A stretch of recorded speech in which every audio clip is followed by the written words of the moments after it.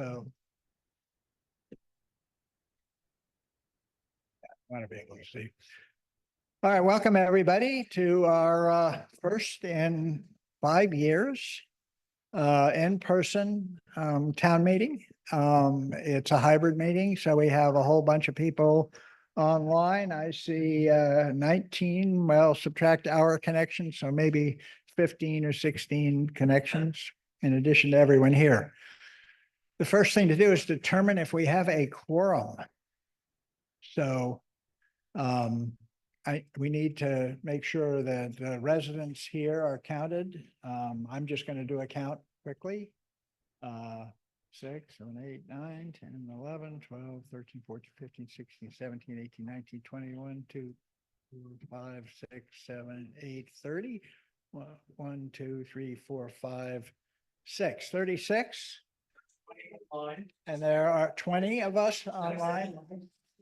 And somebody else just called him. So it looks like we have a quorum, which means the business of the meeting can proceed. That's great. So we're going to start the meeting off with an invocation, which Joe Clark is, Reverend Joe Clark has graciously agreed. He'll come up and do the invocation. Joe's done this quite a few times. You use this one or that one?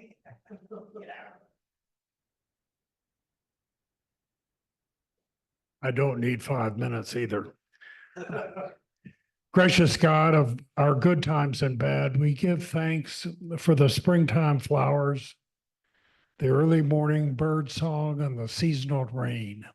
Maybe not so much for the high pollen counts and the humps and bumps of the railroad crossings, but we do give thanks for the beautiful azaleas, the fledgling bluebirds, and the barred owls calling us in the evenings.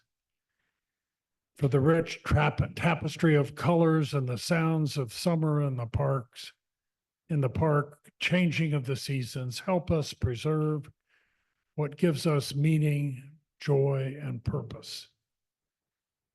We live in abundance. Help us to remember the poor and value the marginalized and those who clean our houses and pick up our trash and mow our lawns. We give thanks for our neighbors who spend their time, energy, and good sense to keep this town working for the preservation of our good fortune to weave a community that cares for the earth and puts the common good ahead of personal gain or comfort.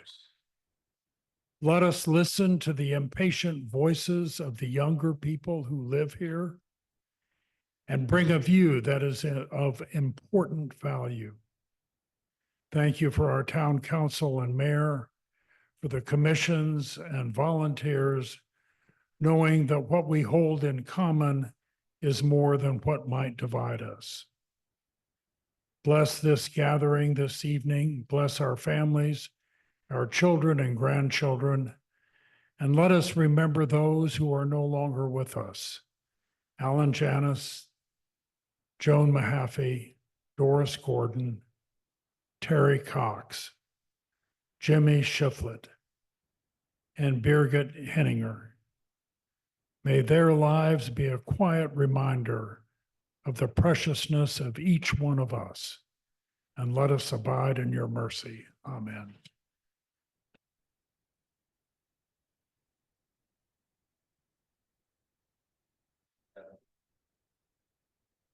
Excellent words to contemplate and start this meeting off with. So the meeting, as always, is a combination of required business and the opportunity to have, if you will, reports in various aspects. And I'm sure you've all seen the agenda. So the first business for the meeting is to approve the agenda. I need a motion to, okay. Does anyone have anything to contribute about the agenda at this point?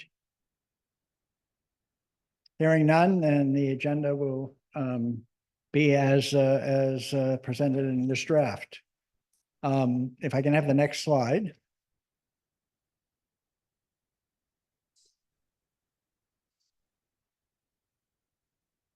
Well, the ocean's nice, but probably we want the next slide.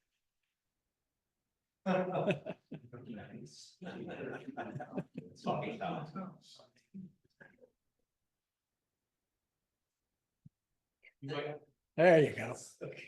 Okay, I have this here to start the meeting off just with some operational matters. We've done the quorum. It's been verified by my count. None of the board objected. We see all the members who are here virtually. As everyone should know, Robert's Rules of Order prevails at the town meeting. It now also prevails at the town council meetings. And we will operate relatively an informal version of the Robert's Rules of Orders, but not so informal that we won't require motions and ordered discussions. So also because last year we had some controversy over how some of the process was handled, determined that we would have a parliamentarian who serves as a consultant to the chair, and in fact to anyone, any other person wishing to speak. That means that he will confer with me about anything that I have a problem with, or in rare cases, he will try and remind me or anyone of the correct procedure should we encounter something going a little awry. Dennis, thank you very much for agreeing to do this so we can have not the chair entirely have to wing it here with Robert's Rules of Order. And lastly, the voting procedure. We have virtual attendees. The council directed that they be full participants in the meeting, so they're entitled to vote. So when it comes time for a vote, we're going to include them, and I'll go into any details when we get to a vote. We already had one on the agenda, so any matter that for which there is a clear majority, we won't have to invoke a more systematic approach to the voting. We'll deal with that when we get there. All right, then the next item is the approval of town meeting minutes from last town meeting. They were in the packet of material. Hope some of you had a chance to read it. I need a motion to approve the minutes from last year. Georgette has moved to approve the minutes. Anybody have any any problem or comments on the minutes from last year? Okay, then we will move on to a vote to approve the minutes. I'll ask for the nays first. Anyone not approve those minutes? Hearing none. All in favor? All right, the majority, in my opinion, has approved the minutes. All right, we'll now move on to my state of the town report. Maybe a comment about the agendas in order. I'm going to give a state of the town report. We're going to do the volunteer of the year. Then we're going to have two presentations, which I put here in front of consideration of the budget and the tax rate, because they those matters include items in the budget, and I wanted to be sure that the discussion it was clear when you take a look at the budget, consider it, that what was about. So we'll have two presentations. Then we'll deal with the budget and tax rates. That shouldn't be more than an hour and 15 minutes into this meeting.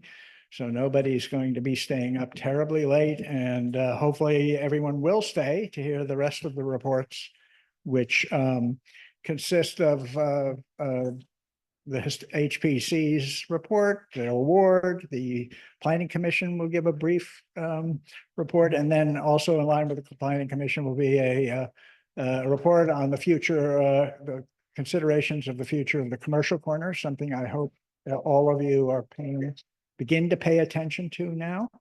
And then Patty's going to do a summary of our stormwater management programs and projects that we have going. All right, so let me get on with my report. Next slide. We'll get on with that. They want to always at the top of the meeting recognize, how the town works, all of the individuals who make the town work. That begins with our actual formal employees. Kathy, who's full-time. She's the face of the town, as you know. Yes. She's the face of the town, handles all the residents and other inquiries and issues. And also does a myriad of other things in addition to helping the mayor. She's the secretary of the planning. I believe she does the minutes and the bulletin. She puts together the bulletin, which is a seriously complicated job given all the inputs to the bulletin. So Kathy really contributes a lot, and this town wouldn't be anywhere as well functioning without her. And then Jean Moyer, who is only our second treasurer in about 30 years. I made up 30, it may be longer than that. Jean's here. We, in my opinion, we've been beyond lucky to have Jean willing to do the treasurer's job. You wouldn't have thought we could get someone who would approach the competency and skill of Mary Charlstrom, but Jean is really having been a mayor with Mary and now with Jean. She is doing a spectacular job keeping me in line, keeping our money in order, keeping everybody else doing what they should. She's just recently taken it upon herself to update our personnel handbook. Read that as create much of the personnel handbook. So Jean is really excuse the pun, a treasure in this position. Thank you, Jean. All right, let's have the next slide. We go a little bit faster. Our contract employees who are really part-time are the town archivist, Pat Petula, and our records management officer, Marilyn Fry. Thank you very much. Next slide then. The webmaster, she deserves a bigger page than this. Christine has contributed so much to the quality of our website while she was a town councilor and now since, and is continuing to really manage the content on the website in a spectacular fashion. I know all of you already, most of you have had to use the website, and the amount of information it contains has expanded dramatically, and its functions will continue to get better, as you will see, because we are looking at adding additional modernizing functions on the website. For that, we have an item in the budget. And we'll be hiring someone who has expertise in areas Christine doesn't and has more time than Christine is already spending. Okay, next slide. Audit Financial Review Committee of one is John Flanger. So fiduciary responsibility requires that someone look at what the treasurer is up to with our monthly accounts. And that's what John does, just to see that everything appears to be on track. And the records are being kept in the way we want them to be kept. So John, thank you so much for doing that regular basis. Next slide. Town council, of course, I'm not going to say much about them. Some of you are here. Rob Gilmore's here. Chris Grisham is here. Peter's here, of course, and Barbara. Ava Patron, I think, is at home, may not even be logged in yet. I don't know if she's there, but Paul is out of town, so she's got kid responsibilities. And Mary Warfield is not present at the meeting. She has a conflicting engagement for tonight. So I have to say, I've been mayor way too many years, and I've had a lot of town councils, and those town councils have varied in the commitment of the councilors in their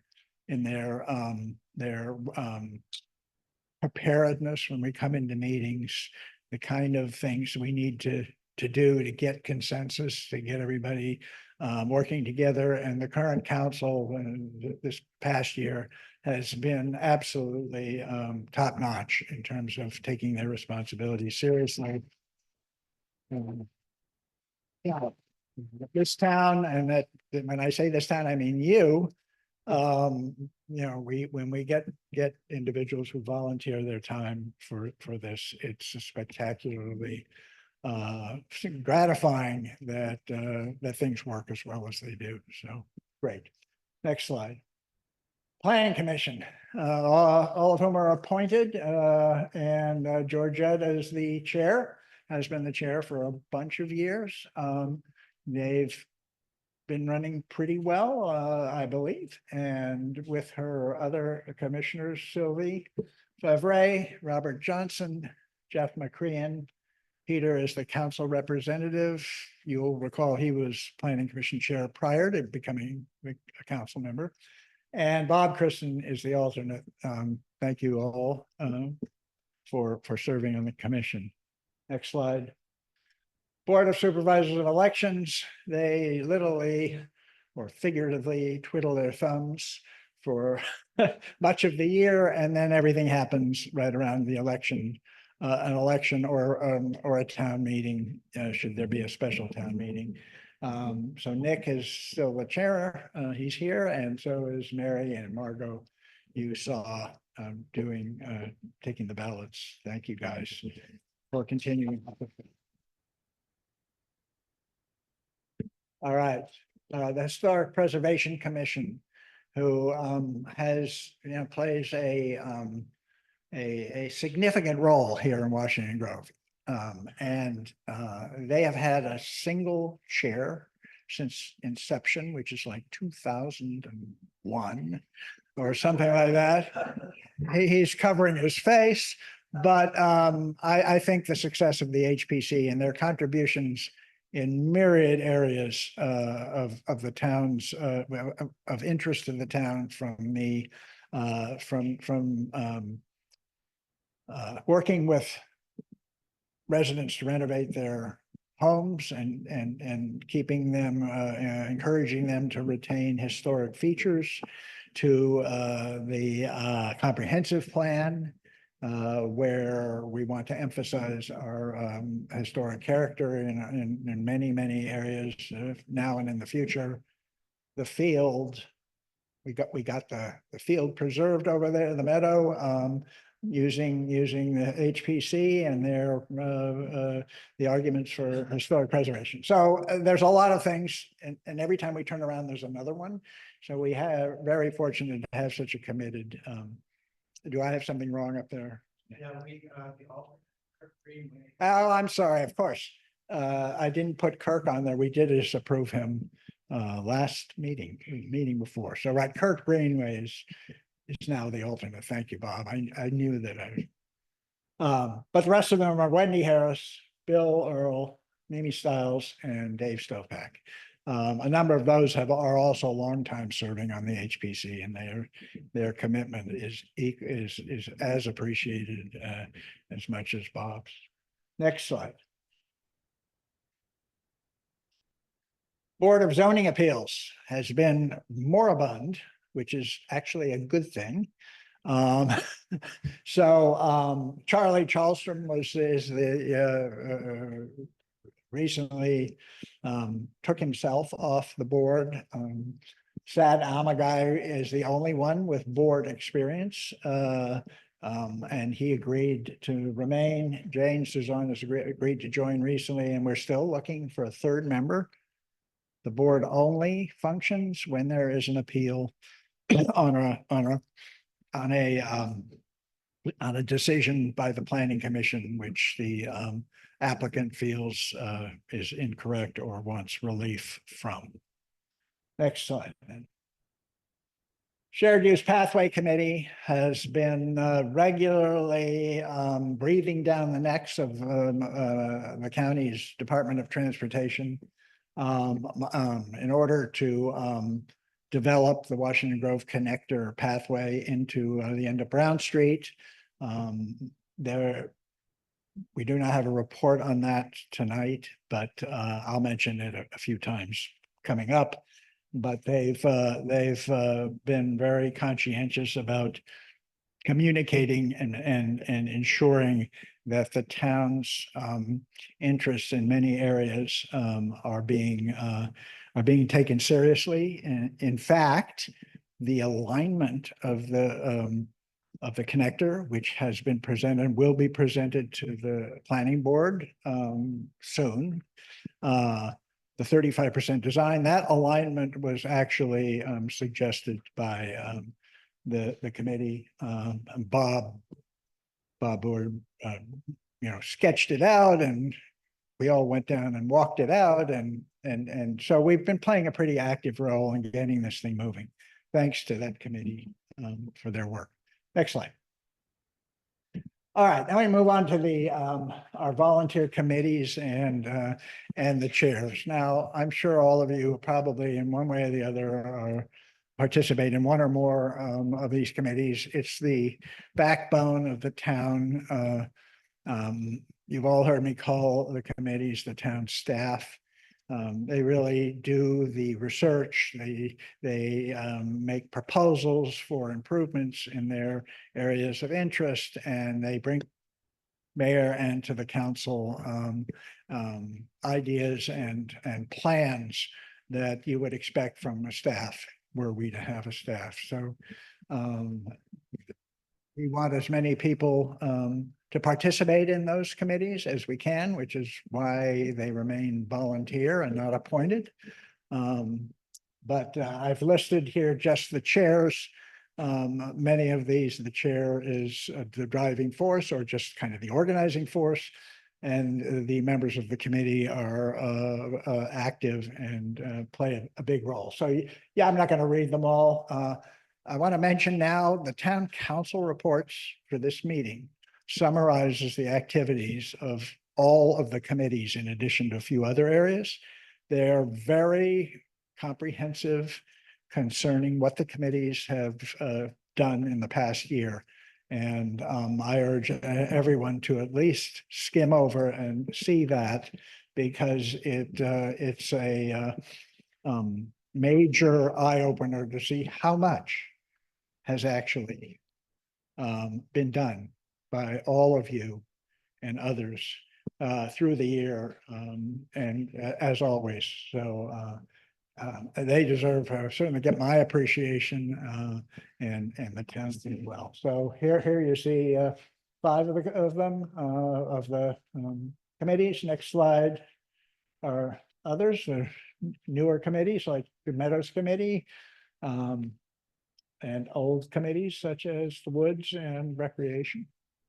I want to mention the Emergency Preparedness and Safety Committee. In particular, we do not have a chair. In fact, we don't even have members.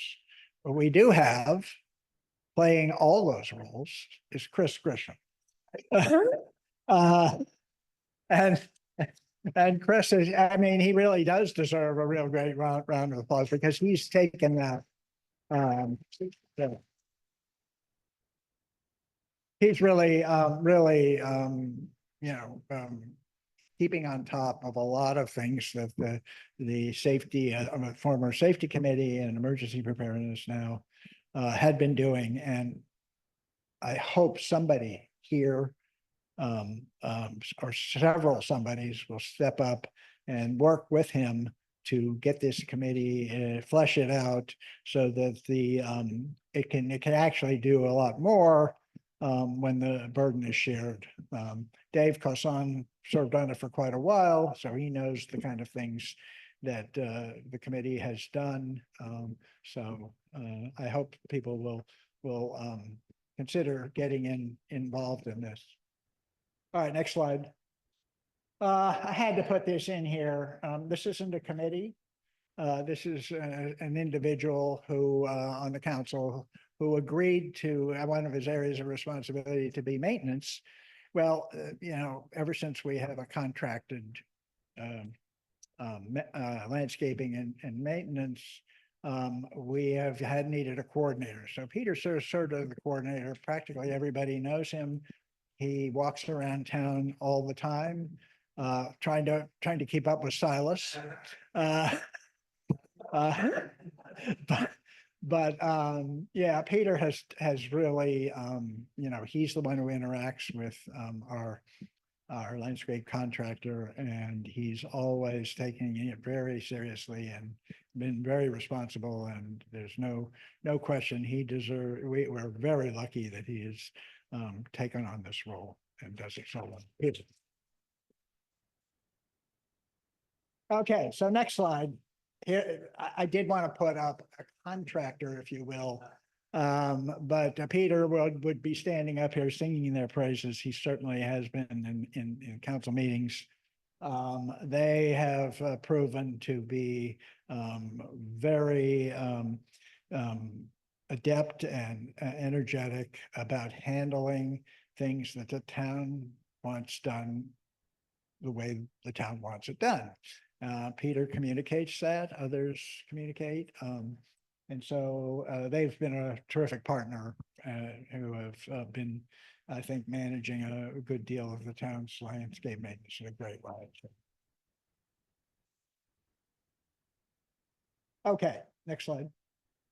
Finally, we're out of recognition. So now let's go on to what I usually do, and I'm going to do it. I'm going to do it quickly because everybody should have been following most of these things. I usually do that, some highlights from the past year. So you guys can read. I'm not going to read this to you, but these are things that happened in roughly the last year. The Meadow Restoration Plan was implemented. That required reaching town consensus. That was a process, a classic Washington Grove process. But I think we got there, and phase one I have certainly heard from many of those who were skeptical that they thought the phase one results were very good. So we have more to do, but that was great. The Renewable Energy Conversion Incentive Program was renewed for a second year this last year. There were more awardees of grants, and everybody feels it's successful. I'm not going to say any more. We have a presentation on the Renewable Energy Conversion Program coming up. Next slide. The Washington Grove Connector, I'm not going to say any more about that. The step we're all waiting for is a mandatory review by the planning board of the 35% design, after which they'll go to the 100% design and start construction. Town ownership of our streetlights. Many of you may think this is a small matter. You would think, except that Pepco has proposed to replace and upgrade, quote, upgrade, all their old streetlights throughout their service area. And they came out with this in their tariff proposal to the Public Services Commission, and they had 4 options for lights, not one of which we want anywhere near the town. So we were already discussing the idea of owning our own streetlights, and that just pushed us way over. So that we've been in discussions jointly with other municipalities to make ownership of streetlights by municipalities a practical thing. They were directed to do that in think it was 88, a long time ago. And not a single municipality, the only ones who have ever gotten ownership of their own streetlights in the Pepco service area is Washington DC. And the reason is obvious once you start and look and see what the hell they wanted you to do that. Anyway, we've made great progress. It looks like we're going to have an agreement this year that will make it possible for the town to decide whether or not we want to buy these old streetlights and maintain them. And that's coming up. Okay, next. Contract bids ordered during the year. We did the refuse and recycling contracts. They will be good for 3 years if we choose to renew them annually. Leaf collection also was renewed. I think that's for 5 years, the leaf connection. Should we choose to renew it year by year? And we did the road paving, which in the last couple of times we've done that. We've done it by combining the budget of 2 years. So we do it like in July and do the work. And then we don't have to do it every year because it is somewhat of an effort to manage a road paving bid and contracting. So for example, this year, we're not doing anything in July, but we will in fiscal 26 toward the end of the year in combination with fiscal 27. All right, the stormwater infrastructure maintenance project is also a contract. Hopefully everybody has been following that. We did execute a contract worth $577,000 to do work here west of Grove Avenue, and Patty's going to talk a little bit more about that, so I'm not going to go into it anymore. But we're using ARPA funds and state funds. The ARPA funds must be expended by the end of next year, and we should be able to have that done. All right, next slide. Hybrid town meetings. I mentioned, not town meetings, council meetings. We've had several. We'll have one on a week from Monday. Renovation of the commercial corner. With the planning commission activity and Peter pushing it, we've had discussions with the property owner concerning her interest in upgrading that property so it's a better property for her. And to do that, we wanted a better property for us. So we believe the time is right that everybody can get what they want. We'll see. But that happened this year, and moving into next year, you'll see in a moment when I go on to looking ahead. Playground work group. So Eva, who is going off the council as of tonight, was very proactive in looking at the playground and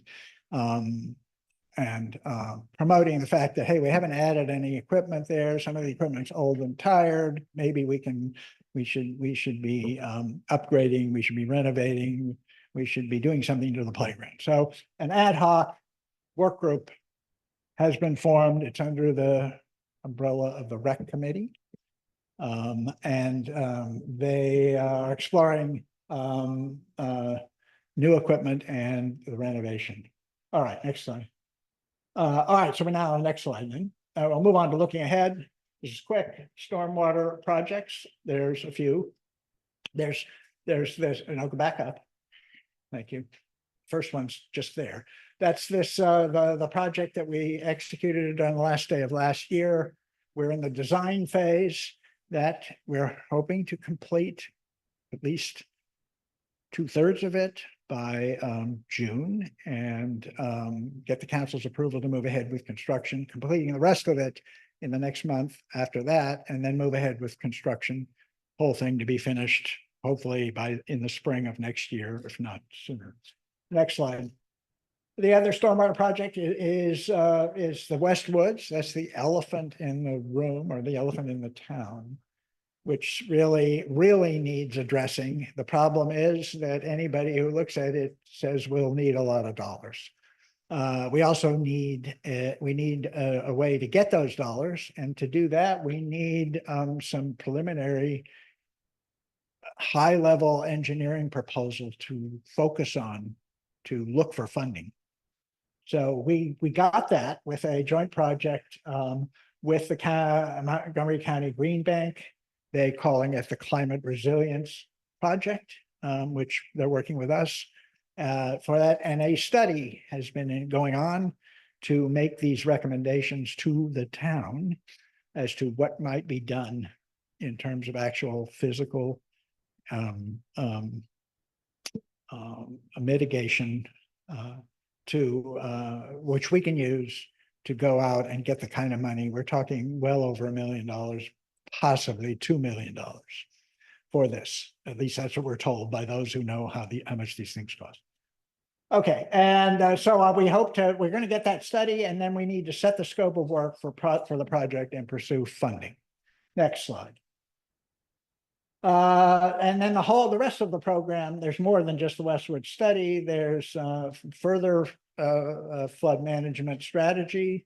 And also the Green Bank would like to offer us residents a way of addressing their stormwater flooding, climate conversion, energy conversion, whatever needs, and support that in some way, whether it's with low interest loans or advice or whatever. So that's also part of that project. Next slide. Sustainability, renew the renewable energy conversion incentive program. It's coming to the council in June for next year. It's in the budget. The renewal will renew it for 5 years. The intention would be to renew it. It's to renew it for 5 years, so it doesn't need annual renewal. It just needs annual funding. That would be a whole lot easier for everybody. Next. The Washington Roof Connector, we want to get the final approval and engineering, and hopefully the Department of Transportation wants to start construction in fiscal 26, completing it maybe by fiscal 27, but I have no idea. Next. The commercial corner I mentioned earlier, I'm not going to go over that again, except that I have information that nobody else has, because I was tasked with talking to the town attorney. And the appropriate strategy to make possible what we have in mind, and Peter's going to go into that, is to alter our zoning requirements in the commercial corner to offer carrots, a carrot to the or one or more carrots to the property owner if they do a renovation. They spend so much money, and we can you can put things like the facade needs to meet our requirements, whatever. That's where we're going. This is coming up. The Tatiana Bell, as well as the town, the planning commission, want to get on with this. So we're going to try and do this as quickly as these things can be done, which sometimes isn't so quickly. Next. The playground. I already mentioned playground. The idea of creating a master plan for the playground. So if you're going to do a lot of changes, it's going to cost money, and it needs a plan. It should have a plan, and the funding needs to be made available, whether in 1 year or over several years. So the budget we're proposing here tonight includes money for one piece of equipment, $30,000. That's how much these things cost. So so this ad hoc work group has indicated their intention to bring to the town and the council a master plan for the playground. And I think that's it for this. No. Yeah, sure. Just that 30,000 for piece of equipment. Dane and Steve Works, a heroic effort to fix the merry-go-round, which hasn't worked. Well, you think about it though, that was like on his own, and I think that's something that should be recognizable, even though they both don't like it either. True. So. Okay. Well, maybe we might do that. All right. That's the end of my report. Are there any questions, given the fact we're going to have presentations in most of those areas here shortly? Okay, there'll be time to ask questions anywhere along the way. But let's move on to the last thing I'm going to do before we hear from Bob about the renewable energy conversion, and that's the Volunteer of the Year Award. Something I started way back when, and try to recognize one or more of our residents who have made really over and above contributions, either over a period or in recent past in an area which has made the town better or caught the imagination of the town and residents and just resulted in things. And we're so lucky to have them. So this year, next slide. Now,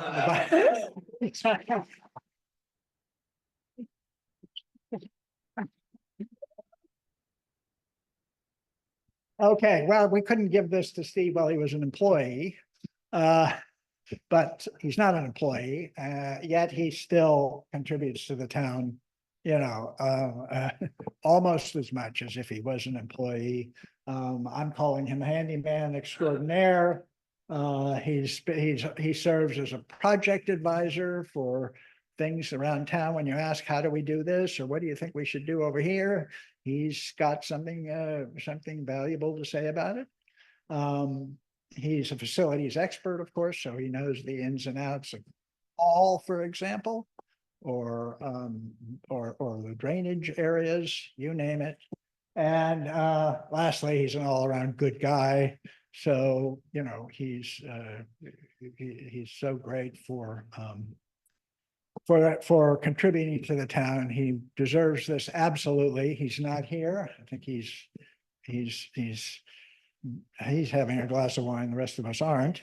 But as you know, what the Volunteer of the Year, and we're behind in passing these out. We're going to fix that in the next couple of weeks. But what we've been awarding is this. Get the next slide. Framed page from the Maryland's 157 municipalities, and so it's something like this, which we'll give to Steve and it's backlogged to give to others. Going to put a little plaque on it to indicate who got it and whatever.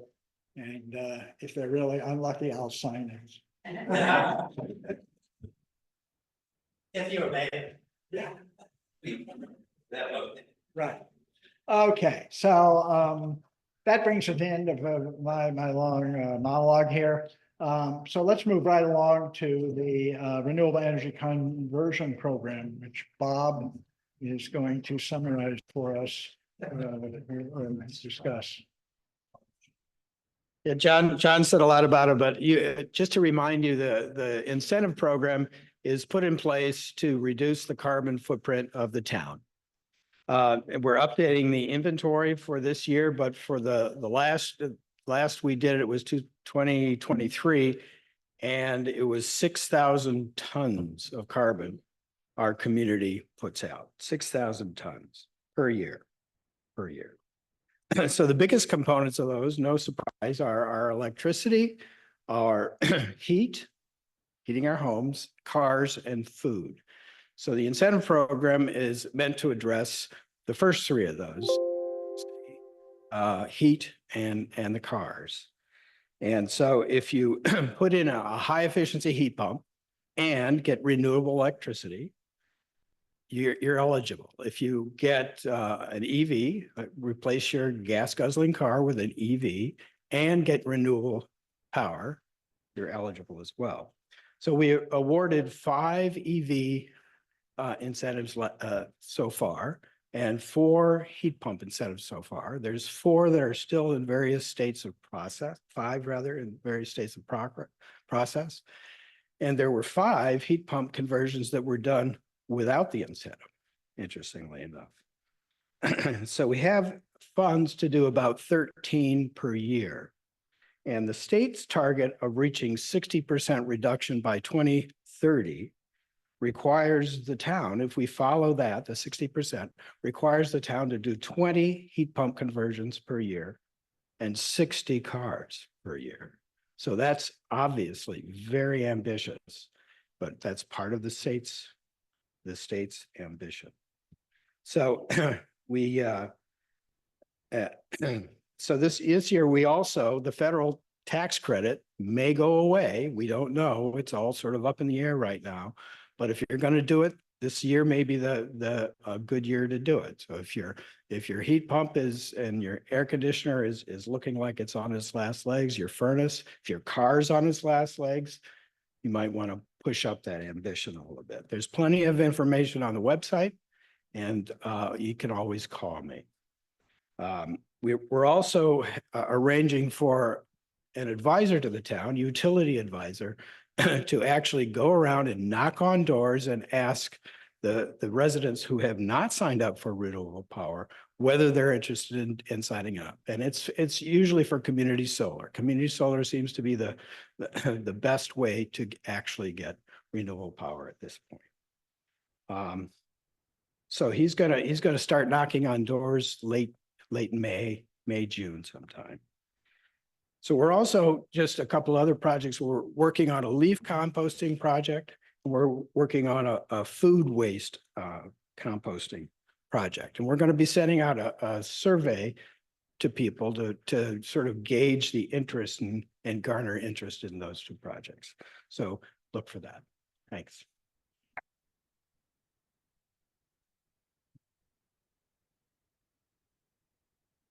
The council will be discussing the renewal of the program, as I mentioned earlier, in June. I think could be May 19th, a week from tomorrow, Monday, but certainly by, if not then, in June. Any residents interested or having questions can tune in and attend and have something to say about that. All right, so let's move along then to the item 9 on the agenda, which addresses diversity, equity, inclusion, and belonging in the Grove. We all recall the effort. Hello, and thank you so much for including us in your meeting. It's like they were right there.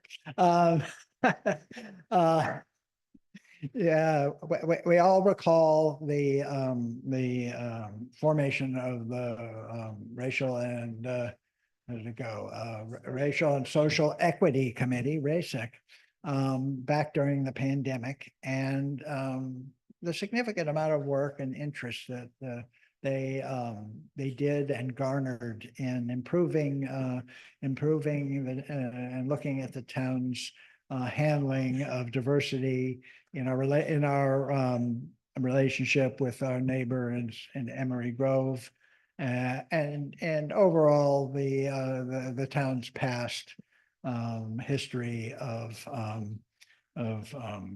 racism and racial discrimination.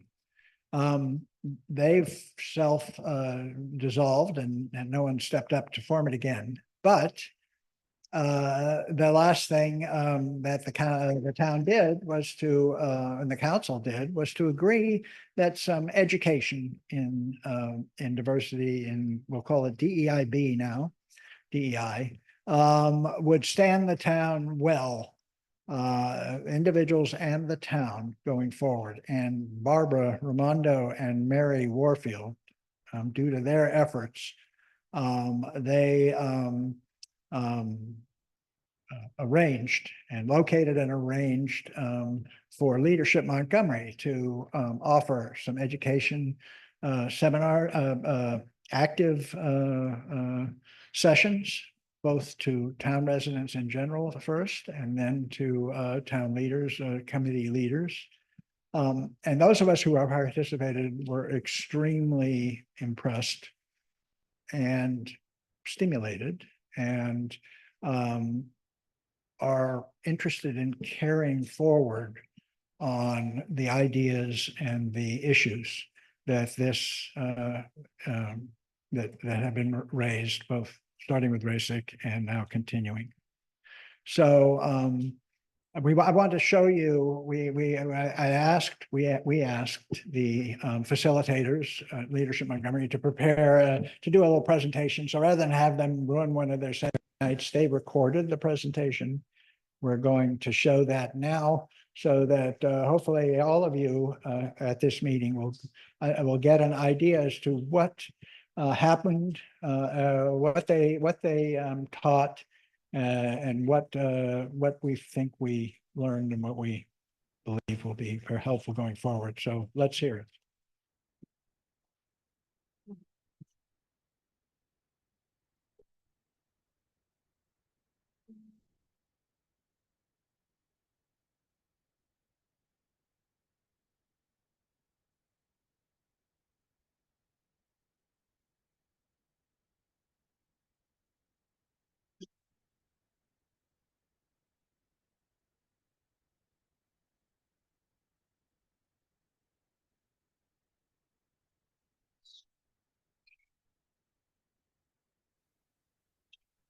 I'm not sharing. I have it.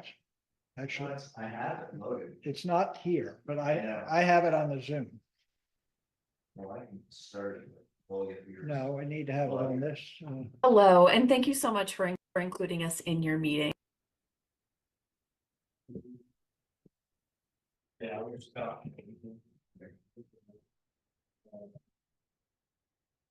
I would check. The Explorer window, that video, right, on one next to. Which one is it? So you put a share. It's right here. So right now, it should be screen one. Why don't you also, I have a share real quick. Just go to the green at the top of this one, that video, and drag it over there and then share screen. Drag that thing over there. This. Yeah, there you go. Oh, well, I didn't do full screen, so a little, maximize it. See it. The mouse will show up right there.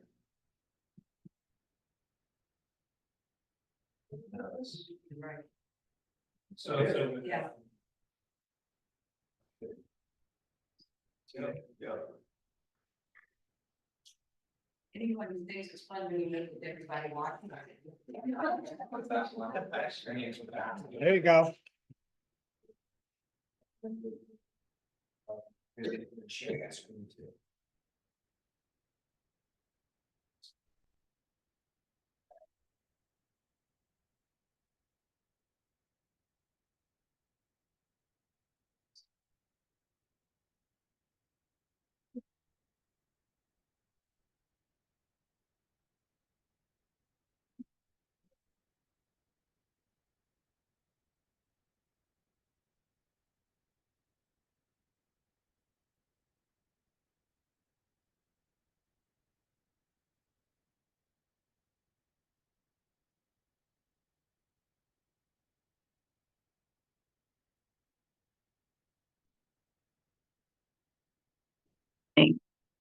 Well, we're sorry we can't join you in person this evening. We're grateful for the chance.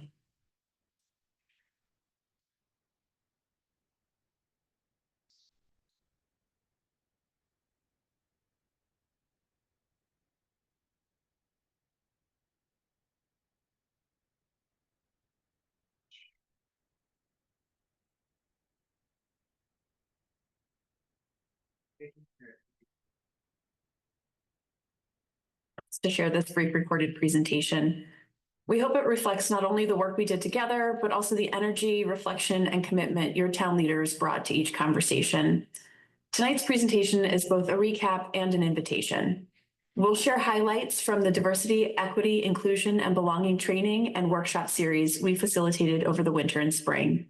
And we'll reflect on what we heard from participants about the progress made and the opportunities ahead. Most importantly, we hope this gives more members of the Washington Grove community a sense of what this work looks like and why it matters, and encourages you to take part in the next phase. My name is Sarah Burnett, and I serve as the Senior Director of Programs and Training at Leadership Montgomery. We're a nonprofit that works to develop and support leaders who are informed, equipped, and connected to strengthen Montgomery County. Our mission is to connect and prepare leaders to build thriving and inclusive workplaces and communities. We do this through a variety of programs, training, and partnerships, like the one we've had the pleasure of building here in Washington Grove. The diversity, equity, inclusion, and belonging work you've embarked on aligns closely with our community leadership framework, and it's been a privilege to support your efforts. I'm excited to share more about what we've accomplished together. Great. So hello, my name is Yesenia Regalado, and I'm the Director of Training and Community Impact.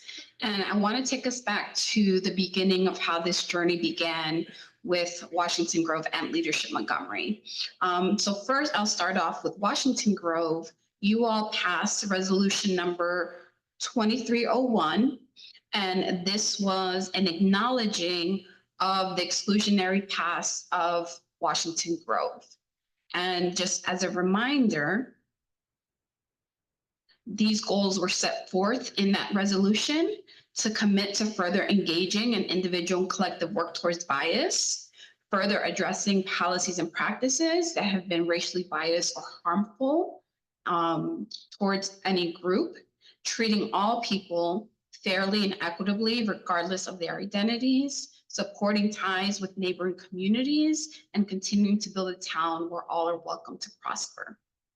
And so with this, Barbara, Mary, and John reached out to us to help you advance on this, help you really make this not just a value and a statement, but a way of being in action. So we started off first with an introductory training to diversity, equity, inclusion, and belonging. And this was open to any town resident. We did this back in November, and we started here because we wanted to make sure that people had a common understanding and shared language of certain concepts as we move forward towards action related to the resolution. So as Yesenia mentioned, we really wanted to focus on building the foundations and building that shared understanding and connection. We started with something simple but powerful: reflection. Through an activity called the Web of Identities, participants explored aspects of their own social and personal identities, things like race, gender, class, ability, and more. This wasn't just about labels, it was about understanding the experiences that shape how each of us sees the world. In small groups, they shared their reflections, which created space for empathy, trust, and relationship building right from the start. From there, we built a common language around key DEIB concepts. We unpacked the differences between diversity, equity, inclusion, and belonging, and also explored some deeper layers, like how dominant cultural norms show up in our everyday lives, the difference between race and ethnicity, and how bias operates in our brains, often without us even realizing it. We looked at real-life scenarios where assumptions and microaggressions can show up, and participants worked together to identify how bias may be playing a role, and more importantly, how to interrupt it. We closed with some practical strategies for de-biasing and invited everyone to begin thinking about how they could apply these approaches in their own day-to-day roles. The goal wasn't just to build knowledge, it was to build readiness, and the energy in the room made it clear that people are eager to keep learning and taking action. If you're watching this and wondering if this kind of session is for you, the answer is yes. There's value here for everyone, and we'd love to have more community members join us in future offerings.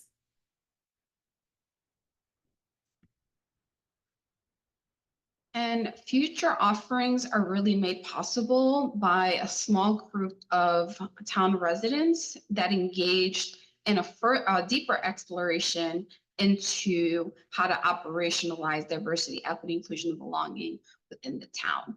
And so after the introductory workshop in November, we embarked on a process with 15 residents, including the town mayor, town councilors, members of town commissions and committees who engaged in this 3-part series. And the overarching goal of this series was to plan equitable and inclusive practices and policies so that all members in the community and outside the community can interact with one another in ways that people feel treated fairly, welcomed, safe, and respected. In each session, participants engaged in a mix of formats: individual reflection, interactive group activities, small group dialogue, and whole group discussions. The goal wasn't to just share information, it was to build skills that could be applied in real time. We also wove in homework assignments to support continued application and reflection between sessions. This helped to ground the work in people's lived experiences and encourage participants to think actively about how these concepts show up in their roles in the community. Across all 3 workshops, the emphasis was on practice, not just thinking about DEIB, but doing the work together. In our first workshop, we laid the foundation for strategic DEIB action. We explored core competencies like cultural competence, inclusive engagement, and conflict resolution, all key pieces for anyone working to build a more inclusive and equitable community. Then we introduced 2 tools, root cause analysis and gap analysis. These helped participants look critically at the current state of DEIB in Washington Grove, envision what they'd like to see in the future, and begin identifying what's getting in the way. Throughout the session, small groups focused on foundational knowledge as their jumping off point, not only to build understanding, but to begin practicing the skills of inquiry, analysis, and collaborative reflection. It was the beginning of a shift from ideas to strategy. So I want to take a moment to highlight an example that really gained traction as the sessions progressed. As Sarah mentioned, the focus of this was to practice. So there wasn't a single issue that we were looking at, but there was one that kind of kept revealing itself in different ways. And so I want to directly show you what one group came up with, and it's very relevant to the reason why we're also doing this presentation. So in the root cause analysis, they explored the idea of why there aren't enough town residents involved in these DEIB conversations. And as they drilled down to the why, they realized that there may not even be a clearly written or consensus on community goals related to diversity, equity, inclusion, and belonging. While the resolution was in place, that's different than having goals to carry that out in a way that has different experiences and viewpoints shaping what those next steps can be. And so we found this really relevant in terms of, and we'll show you later, some of the future action planning. Session 2 was all about taking what we learned in session 1 and beginning to map out a plan. We introduced the GHOST framework, goals, objectives, strategies, and tactics, and guided participants through using it to design actionable steps for DEIB efforts. We focused on a specific line from the town's own DEIB resolution: commit to further engage in individual and collective work to understand bias. And we asked, what would it look like to move from that commitment to concrete action? Through discussion and hands-on practice, participants began outlining what the town might want to work on and how to structure it to make it real. This session helped move the group from insight to intention, and then towards implementation.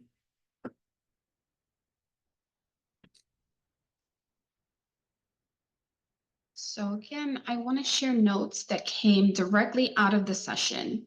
And as Sarah mentioned, we started with the goal of strengthening individual and collective awareness of bias, but really breaking that down into what it meant. This is just an example of the synthesis that Leadership Montgomery did and some recommendations that we overlaid with what came out of the different groups. So when we break this down into objectives, participants in our group said they wanted to increase personal awareness of implicit and explicit bias and engage more residents in these conversations. Again, we went into the root causes of what those barriers might be, but then we went into some strategies of how that goal can be achieved. Some of it was community education.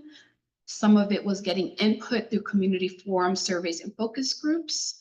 Again, being very clear on the community goals and the why behind this exploration. We wanted to make sure that there's an inclusive bi-directional community communication plan, and the continued education specifically on Washington Grove's racially exclusionary past and the town's commitment to undoing those lasting effects. We then broke this down into tactics. And this is where we took those strategies and really outlined what those steps could be in a way that were measurable and in a way that we could later set a timeline for. I'm not going to review every single strategy here, but we'll talk a little bit about where we landed. I did want to show this to you all because there were a lot of great ideas that were generated that you can certainly go back to. In our final workshop, we focused on moving from planning to doing. With roadmaps in hand, participants worked to identify timelines, accountability strategies, and implementation roles. They reflected on key takeaways from the previous sessions and mapped out what comes next. This session also opened up space for courageous dialogue. Participants named the very real challenges of working across differences in opinion, experience, and perspective. And we modeled how to hold that complexity, how to facilitate conversations that go deep but don't get stuck. This work isn't easy, but it is possible, and this session helped participants practice the kinds of conversations that can move a community forward.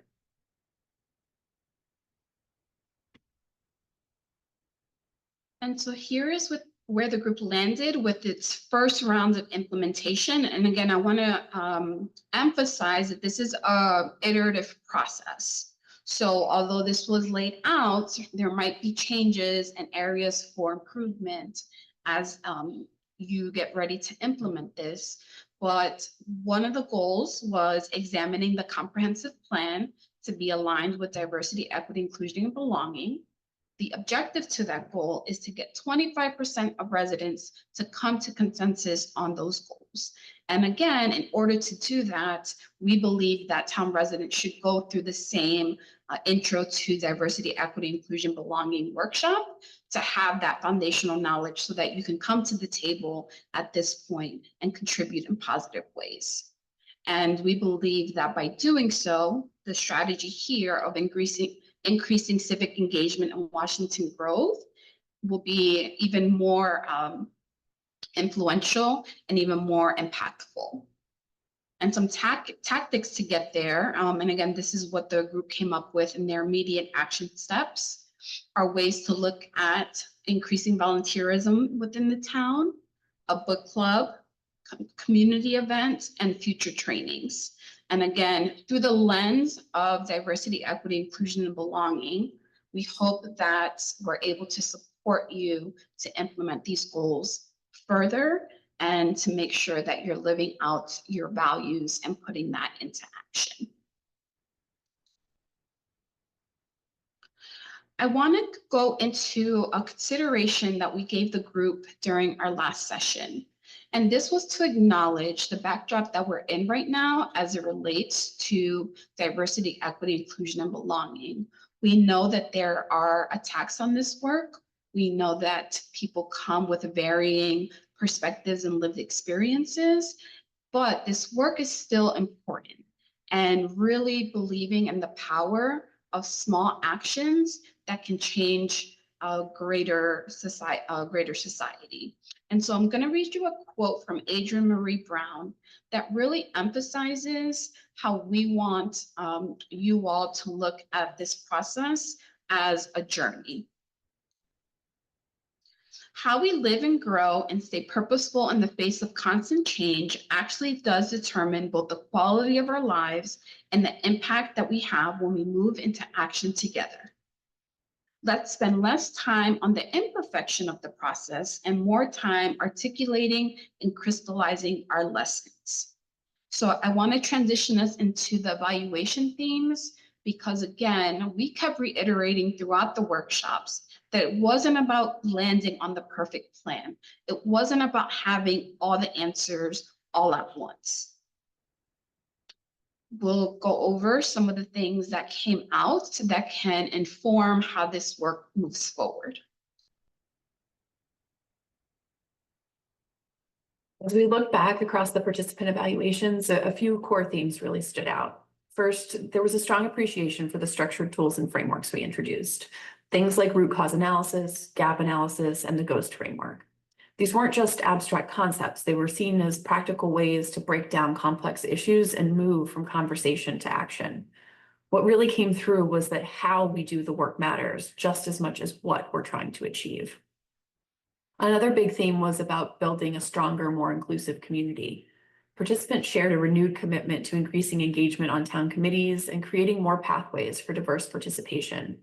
There's a sense of readiness, but also a recognition that growing this work beyond a small group will require intention and clear communication. And finally, there was a deep understanding that this work takes time. It's not something that can or should be rushed. Many spoke about the need for patience, persistence, and a mindset that embraces learning.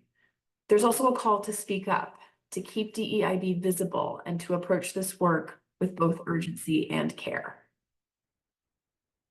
Of course, with any meaningful process, there are questions that remain, and participants were honest about the ones still on their minds. A big one is how we sustain the work.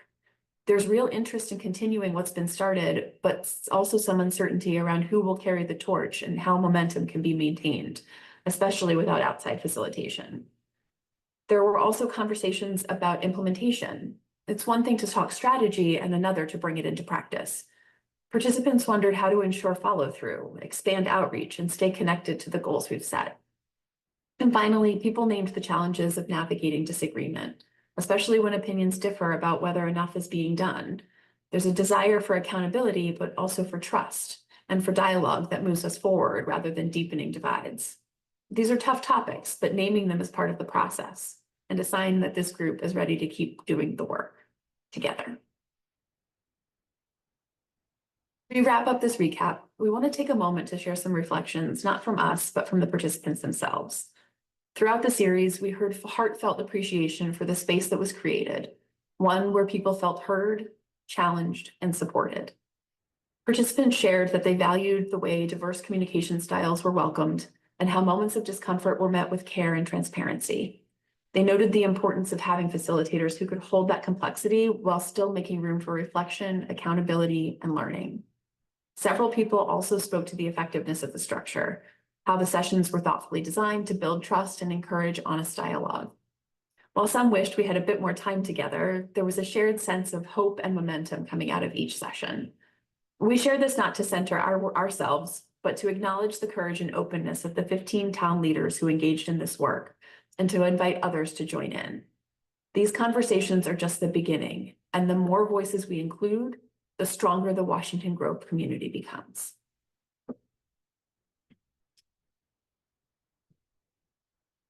So with that, we want to again express so much gratitude. Our emails are there if you have any questions, but I believe at this portion of your meeting, you can direct your questions to participants that were a part of this experience.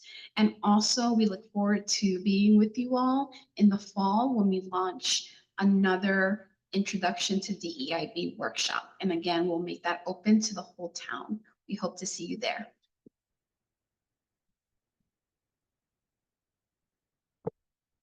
Okay. So, yeah, I probably should let Barbara comment on this, but we'll be saying more about this at the council. Those of us who attended all of the sessions were felt even our early attempts, if you will, to apply the tools that they presented to some to issues that we think, that some of us think the town, that interested the town right off when RASIC was originally started. And I'm not going to go into any more of this except to say there was a dichotomy between how individuals handle their implicit bias and approach to racism in individuals versus how the community addresses those sorts of things.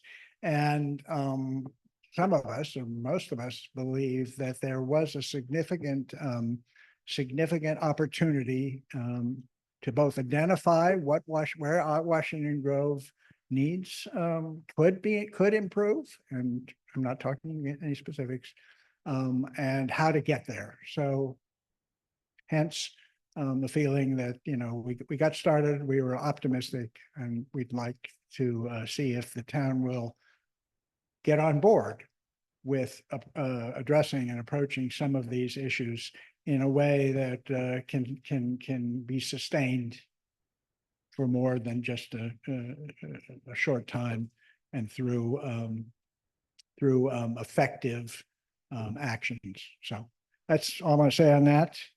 Let's go on then to the next item, which is the town budget. And of course, I have a few slides. I hope everybody has looked at the budget.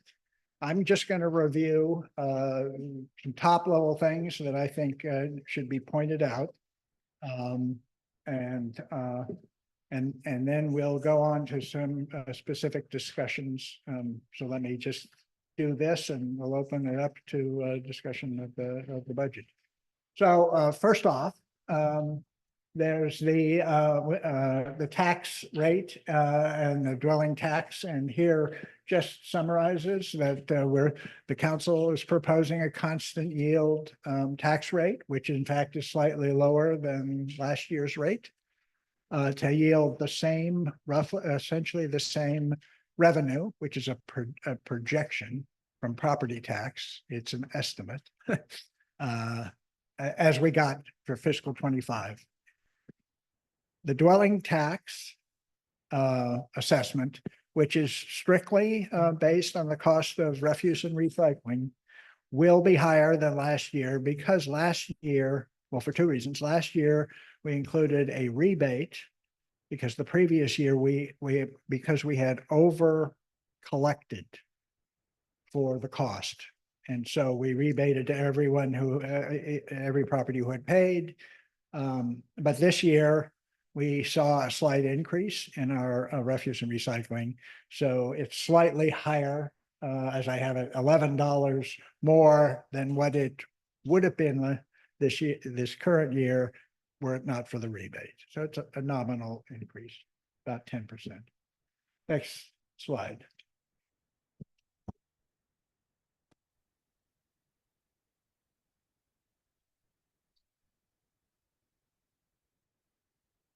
I wasn't sharing for, You're sharing, you just need to, I wasn't sharing for the people on. oh, I see it.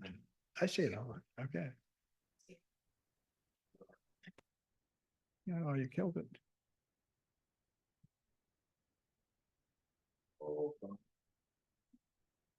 It's more complicated.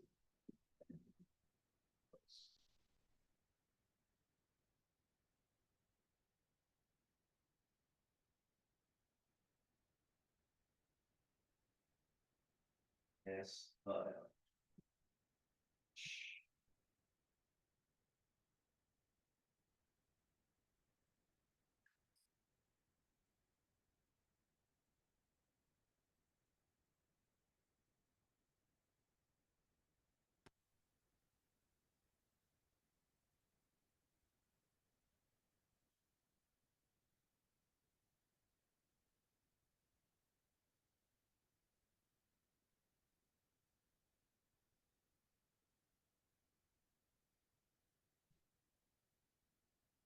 You're sharing. All you have to do is advance the slide.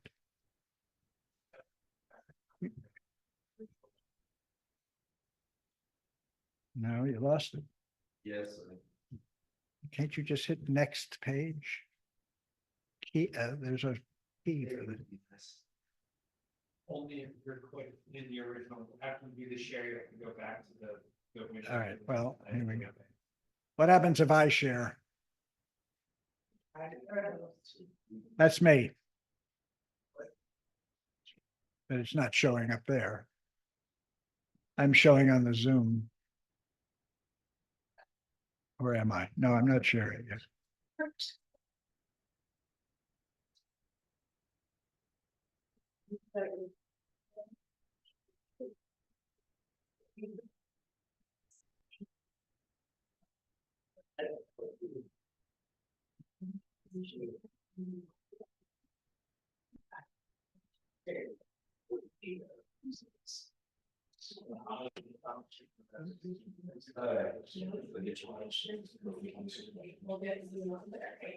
Uh,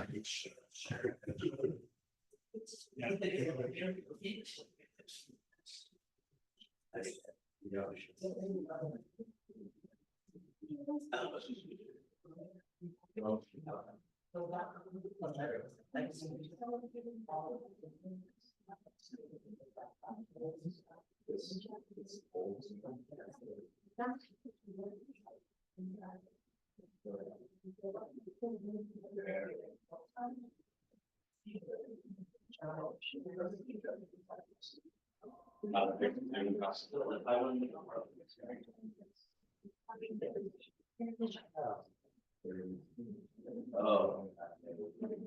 John.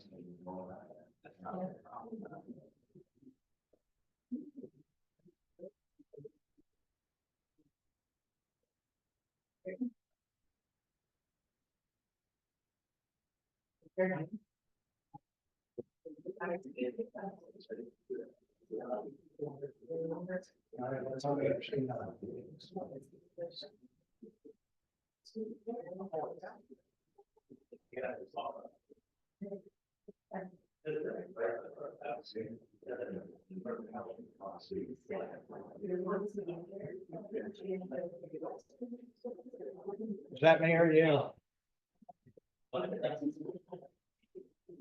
That's over here. Give me that. I can't easily do it. Oh, okay.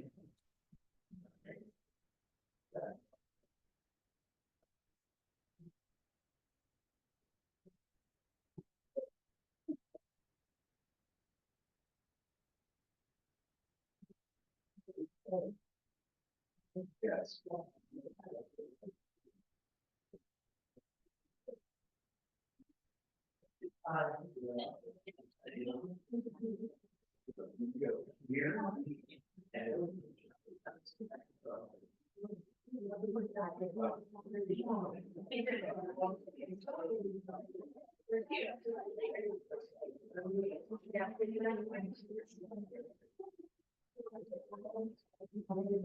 One down. Yeah.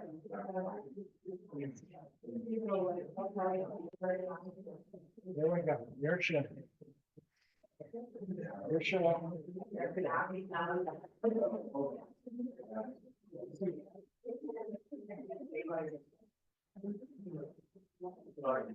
I cannot, I should have perfected it.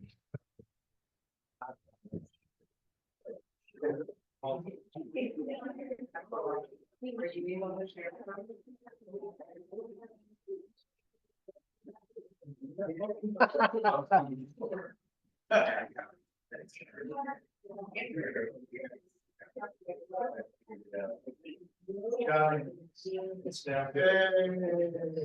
All right.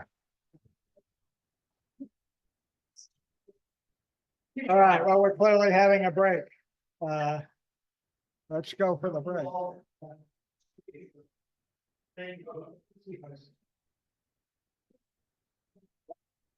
Sorry, John. It's okay.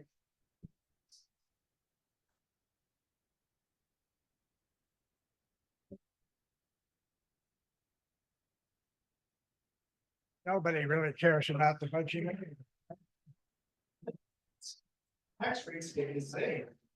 Guys, make it quick and we'll get through the business. Thank you. We're in business again. There are only one more slides. Mine. Good job. Oh. Next time, only 3 minutes. Yeah. Everybody, we only have 3 minutes. Okay.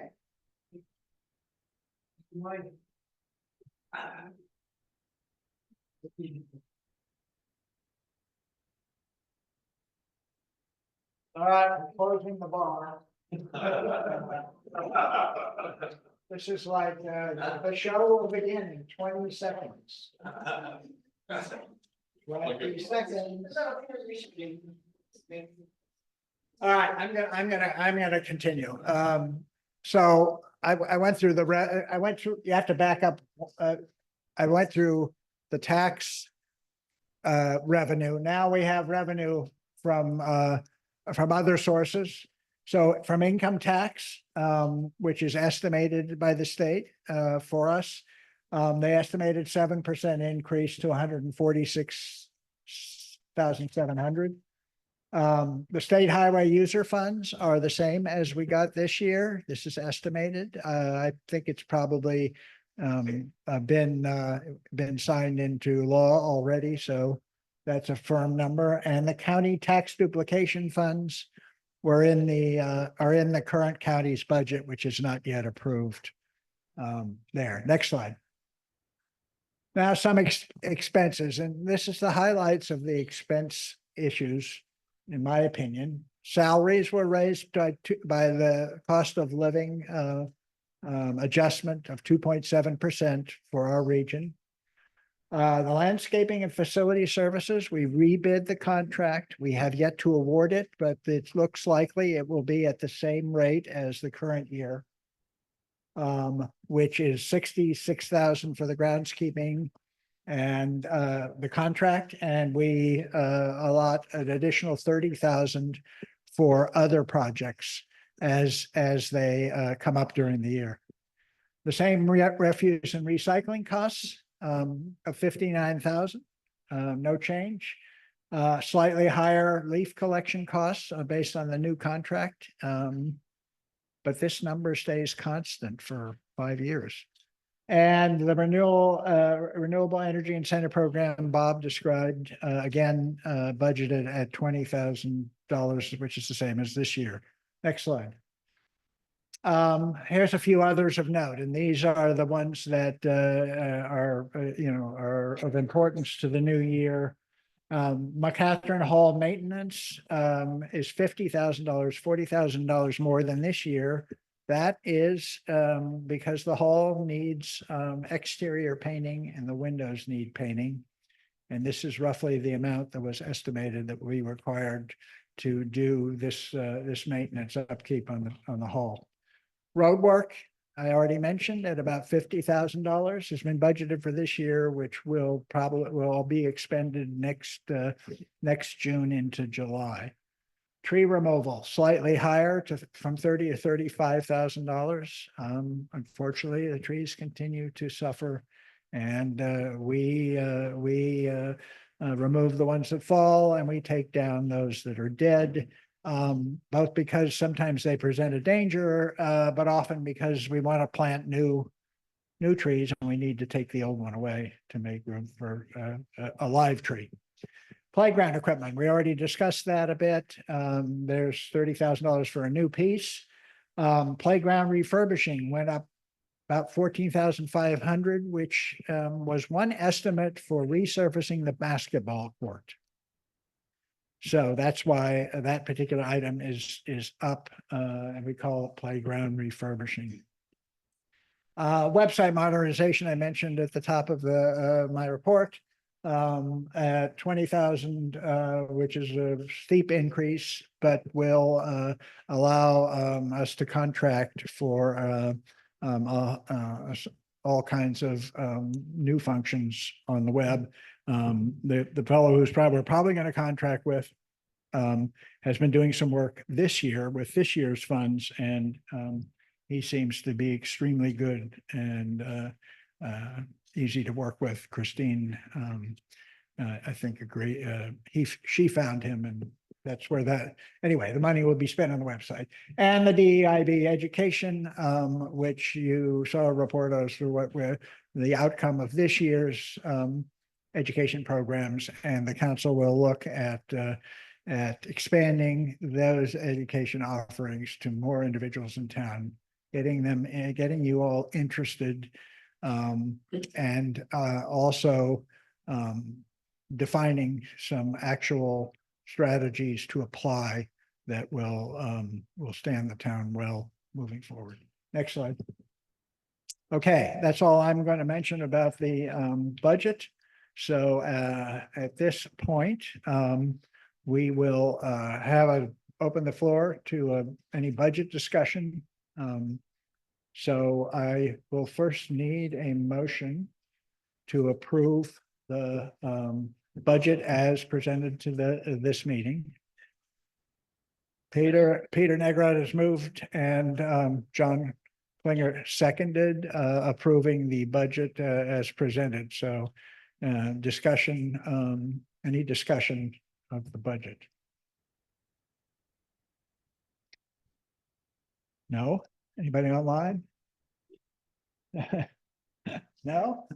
The budget implicitly includes those tax rates that they're very clearly identified at the top of the income of section of the budget. So we, in approving the budget, will be approving the tax rates as well. Just recall, that's a rate that is a constant yield. Will raise this is estimated to raise the same money from property tax as the current year, based on the state's estimated valuation of property in Washington Grove. Which is a slight increase. I mean, the rate is a decrease, but to get the same amount of revenue, it means some of our properties. And the dwelling tax at $212 per dwelling.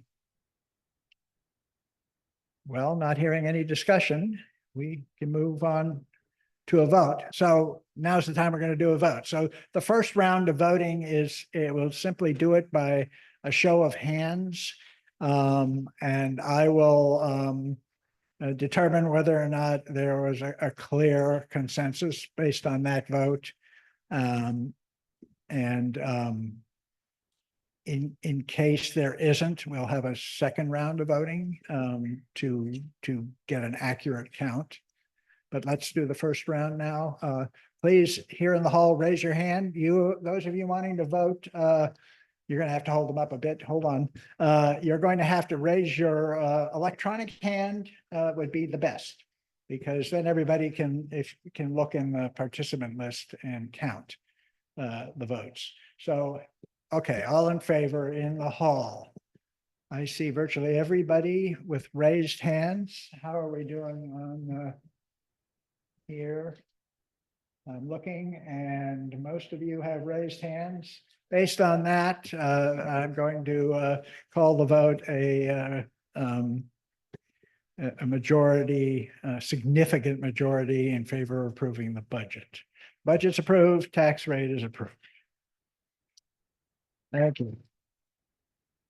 I hope everybody appreciated, we went to great effort to make sure the town knew throughout the budget preparation process that their input was welcome and requested, so that by the time we get to the town meeting, we will have identified any issues and hopefully resolve them.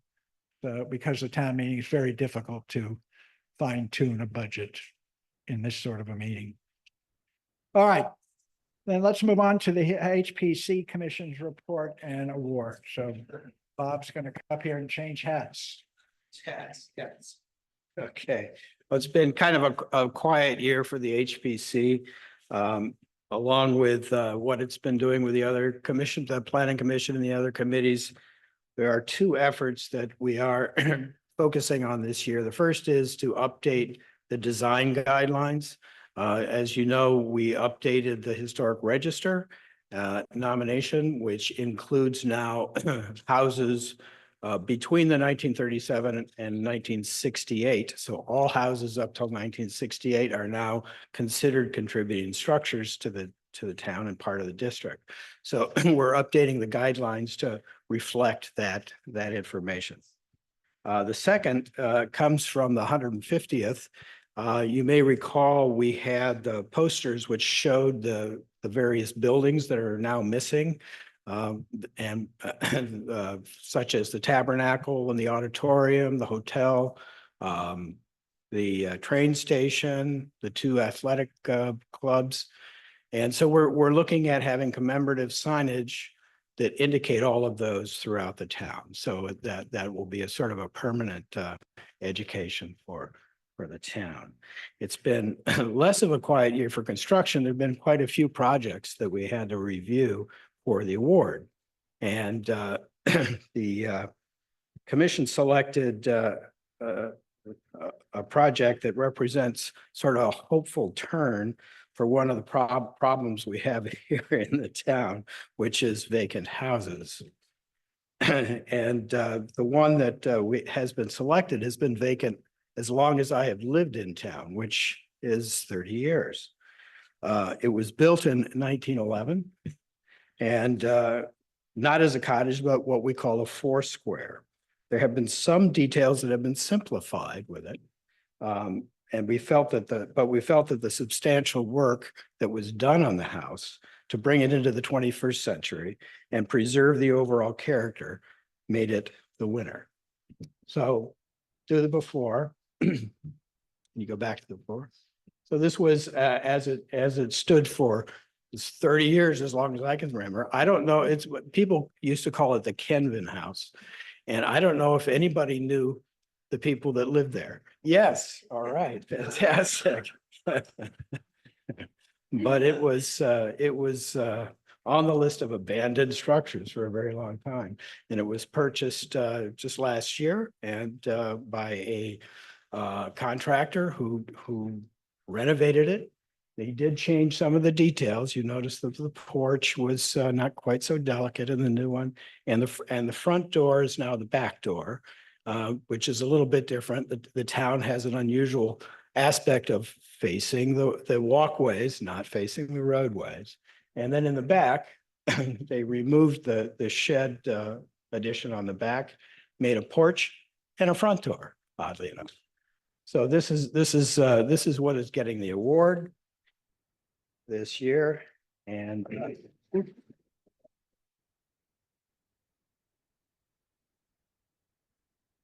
so let me just read the inscription on the certificate. They'll also get a bronze plaque for the rehabilitation of a long vacant contributing structure built in 1911. While there were some changes from the original character, the overall high quality resurrection of the house ensures it will long remain a contributing resource to the historic district. And this is to Jorge Matamoros. I dropped by the house and talked to their son today to see if they wanted to come to the meeting. And he said he would tell them. So we'll deliver the award. Okay, thanks, Bob. All righty, so now we'll move on to the Planning Commission report from Georgette and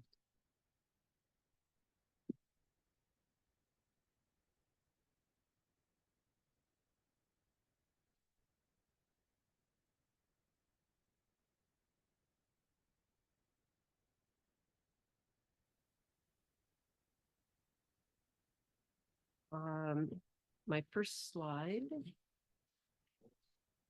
It's a break time, yeah. Cool. Getting better. Yeah. Is actually another recognition of the members of the Planning Commission, all of whom I greatly appreciate. And Peter Nagrod, in spite of having stepped down as chair when he became a town council member, is actually very important to everything that the Planning Commission is doing. I'm really grateful to have him as our backup. Second slide, please. Okay. These are all listed in the town council reports, so I'm not going to go over them in detail. It's the usual mixture of regular building permits and fences and public ways permits.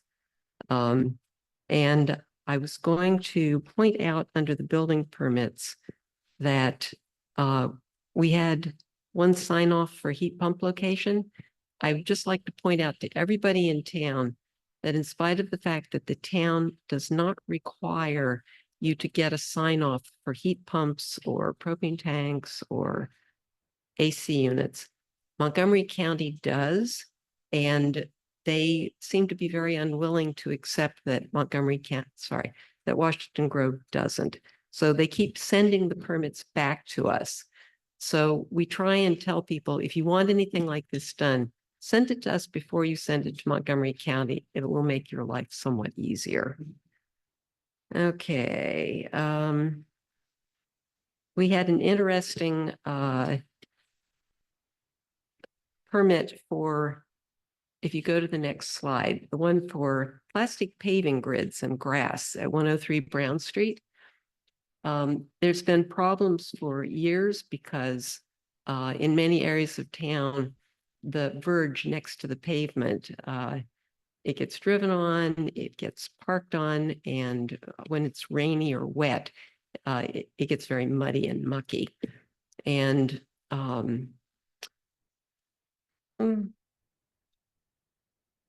new resident at 103 Brown Street, Bill Earl, who's also on the Historic Preservation Commission, actually suggested that he had seen in other places he'd live a system where they put down a base of fine 1-inch gravel and topsoil and plastic paving grids and then sod. And the net result is something that is more resilient to parking and driving on, but looks a lot nicer than what we usually wind up next to the streets. So I really appreciate Bill and his having done that. And it'll be interesting to see how well it works and if it's something that we want to do other places in town. Okay, next slide, please. And the one other thing that I was going to point out was that the Planning Commission came to the conclusion that another thing that we didn't really need to have was for town residents to have to go and get a Montgomery County permit for a fence after getting one from the town. Basically, our fence restrictions are at least as protective as Montgomery County's. And so really having to get a Montgomery County permit after hours just added another layer of time and money to what's already a fairly expensive project. So the Planning Commission put together a couple of new ordinances. One of them adds fences to the structures in Article 4, Section 5B, for which a town but not a county permit is required. And then, because Rob Gilmore very intelligently pointed out at the council meeting, can we really do that? And the answer is yes, we can. But in order to make it completely legal, we need to add an exception to Article 13 because the town adopted the Montgomery County Building Code, and we have to tell them, oh, by the way, we have an exception for any structure listed in Article 4, Section 5B. And then Robert Johnson, one of the other Planning Commission members, actually found the person down at the Department of Permitting Services that we have to talk to and let them know once we've passed all of this. So that's in progress, and I think it's going very smoothly. Thank you.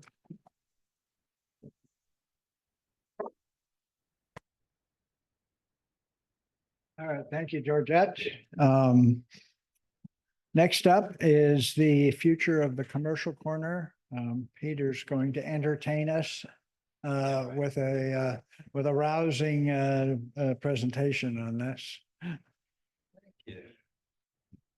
Hello, everybody.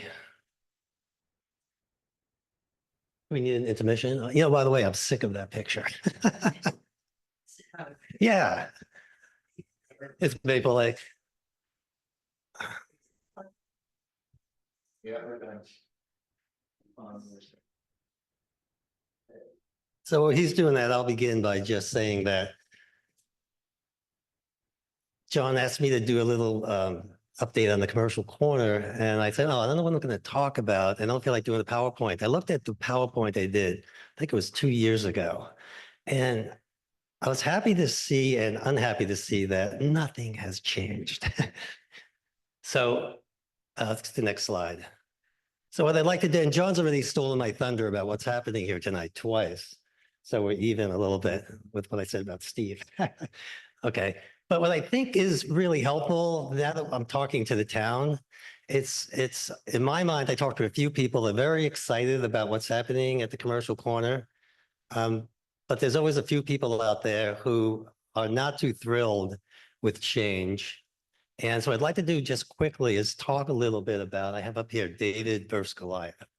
And I know we have some newer members who haven't been here forever, who may not know the history of the Southland Company, which owns 7-Eleven. And 40 years ago, I think it was around 40 years ago, we had the 7-Eleven. There was a lot of problems with littering, loitering. You can't say, well, now we have a new president, I can say undesirables, but it was not a good situation. So the town took on the Southland Company, Corporation, and they won. And, I think for a lot of people, this was one of the highlights of their life was getting a victory like this. And the reason why I bring this up is that it's been 40 years and nothing has really changed at the commercial corner in 40 years, but times have changed. And when I look at the commercial corner, Bob said, that could be the archway, the Keystone. When you drive down East Diamond and you look at that, we live here forever, so we don't see what it really looks like. But for our visitors and guests, when they come down and they look, this is what they see. This is what Washington Grove is. And it's not a very attractive building. And there's a lot of other things which we'll talk about real quickly because I'm not going to be here that long. But basically, we won that battle, but in a sense, we lost something because we made it so restrictive. We were so afraid of having different types of retail businesses coming in or doing things with that area that I say detente. I was like, it's really true. For like 40 years, we did not talk to the owners of when they wanted to get permission to put a new retail person in, they were allowed to do that. But we did not talk. When I wanted to talk with them about moving the dumpster, it took forever to find out who I would even be talking with. And so, I felt like there was an adversarial relationship between us and the Bell properties. And in reality, they wanted to be part of our community. They wanted to be, to really, to make it into a win-win situation.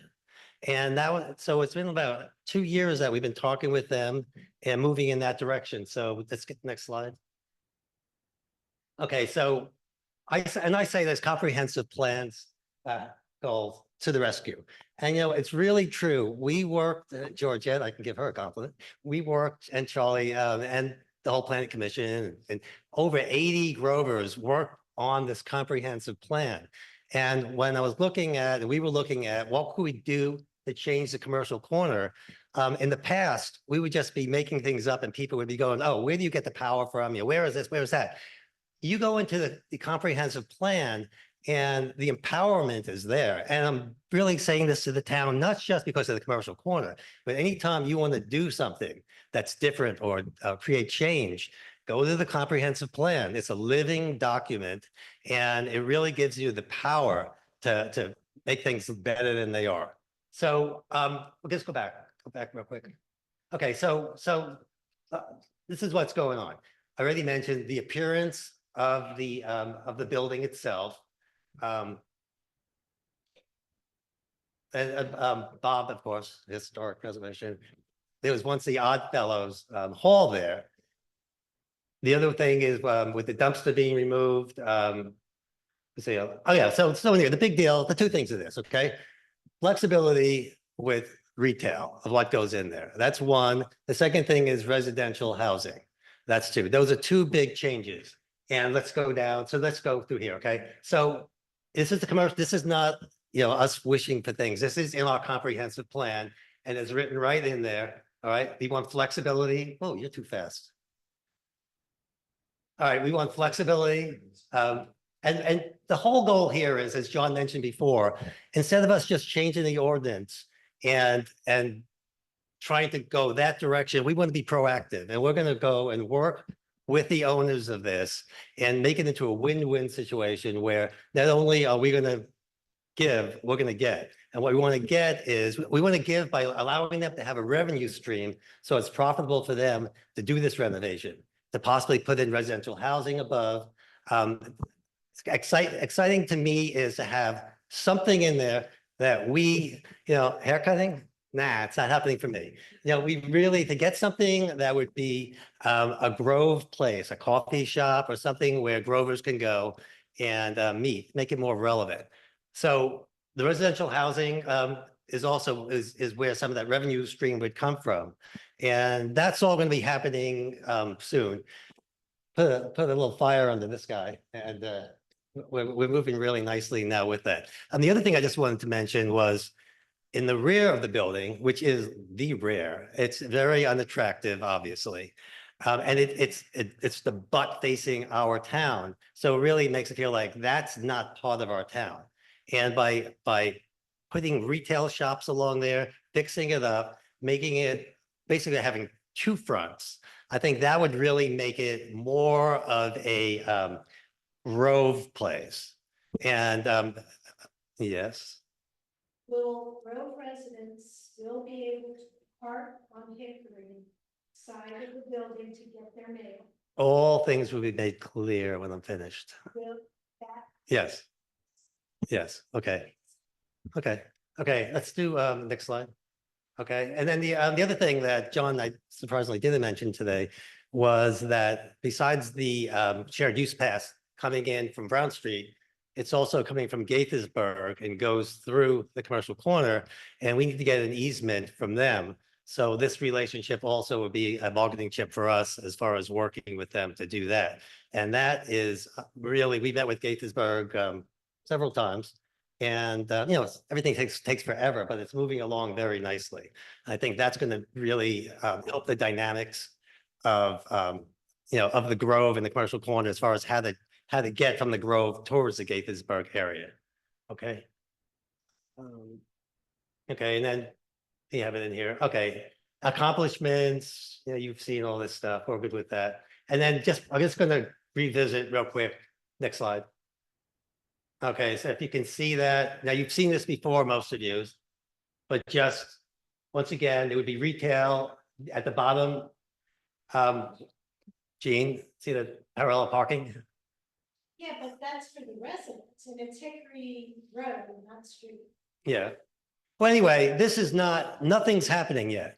So that all these questions, everybody's going to be having lots of opportunity to comment on their concerns and what takes place. This is just an initial draft. The importance of this draft, though, is that we did not make this draft.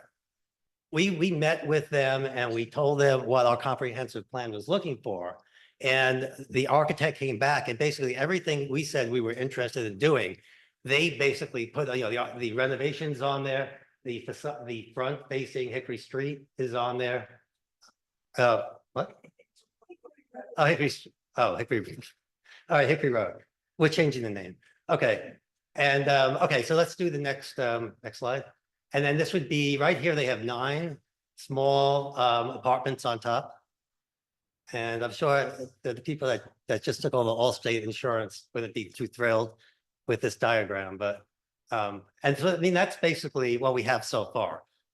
And this is just first step. So nothing's done yet. And there'll be lots of opportunities for the town to get involved and share their opinions on this. But I'm excited. I think that this is going to really change a feel. And being on the Gateway Committee, we talk about this all the time too, because we're really concerned with how the town is viewed from people who are going through the town. And I think that this is an exciting step. And the last thing I'll say is that I wish you could sense the enthusiasm of the Bell people. They're really, really excited about being more a part of the Grove. And I think they're really willing to make this a win-win situation. Okay. And the last thing I want to say is that if you voted today, Monica designed that wonderful May 24th Circle Fest. Okay, we have 3 bands, lots of beer, lots of food. I hope everybody's going to come with their families and join us there. Last slide says, any questions? No? Okay, thank you.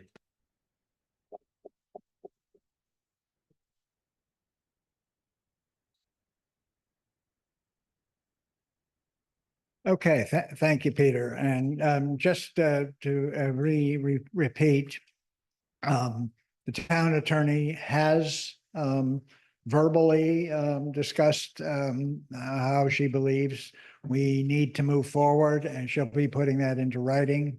And I'll be discussing that with Georgetta and the council at the next meeting. All righty. Our last report tonight is going to be from Patty Klein on stormwater management projects ongoing.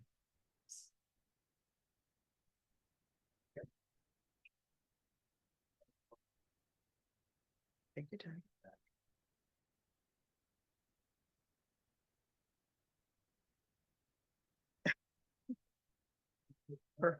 There you go. Okay. I'll try to condense this so we can continue to move forward with our meeting. So just to kind of give you a couple updates, John has kind of stolen the thunder, but that's fine. Initially in his report. I just wanted to, next slide, please.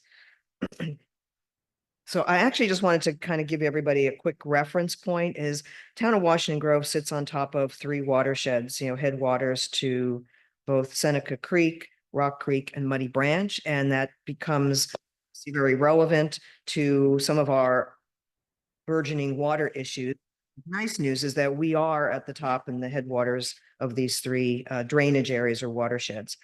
They eventually, of course, all drain into Chesapeake Bay, and that is certainly part of issues that we are part of the larger scheme of making sure that there's a good water quality that goes downstream as well. Next slide, please. So again, just a little bit of history here. Short-term history is actually in 2023, we started working with a company called Soltez, an environmental engineering company. And because we were realizing that these were more wicked problems that were just increasing over time, given these water flows through town. And a lot of it was really focused from the Woods Committee about what was happening in the West Woods, which was receiving a lot of the downstream water coming through the town, as well as issues within the town itself.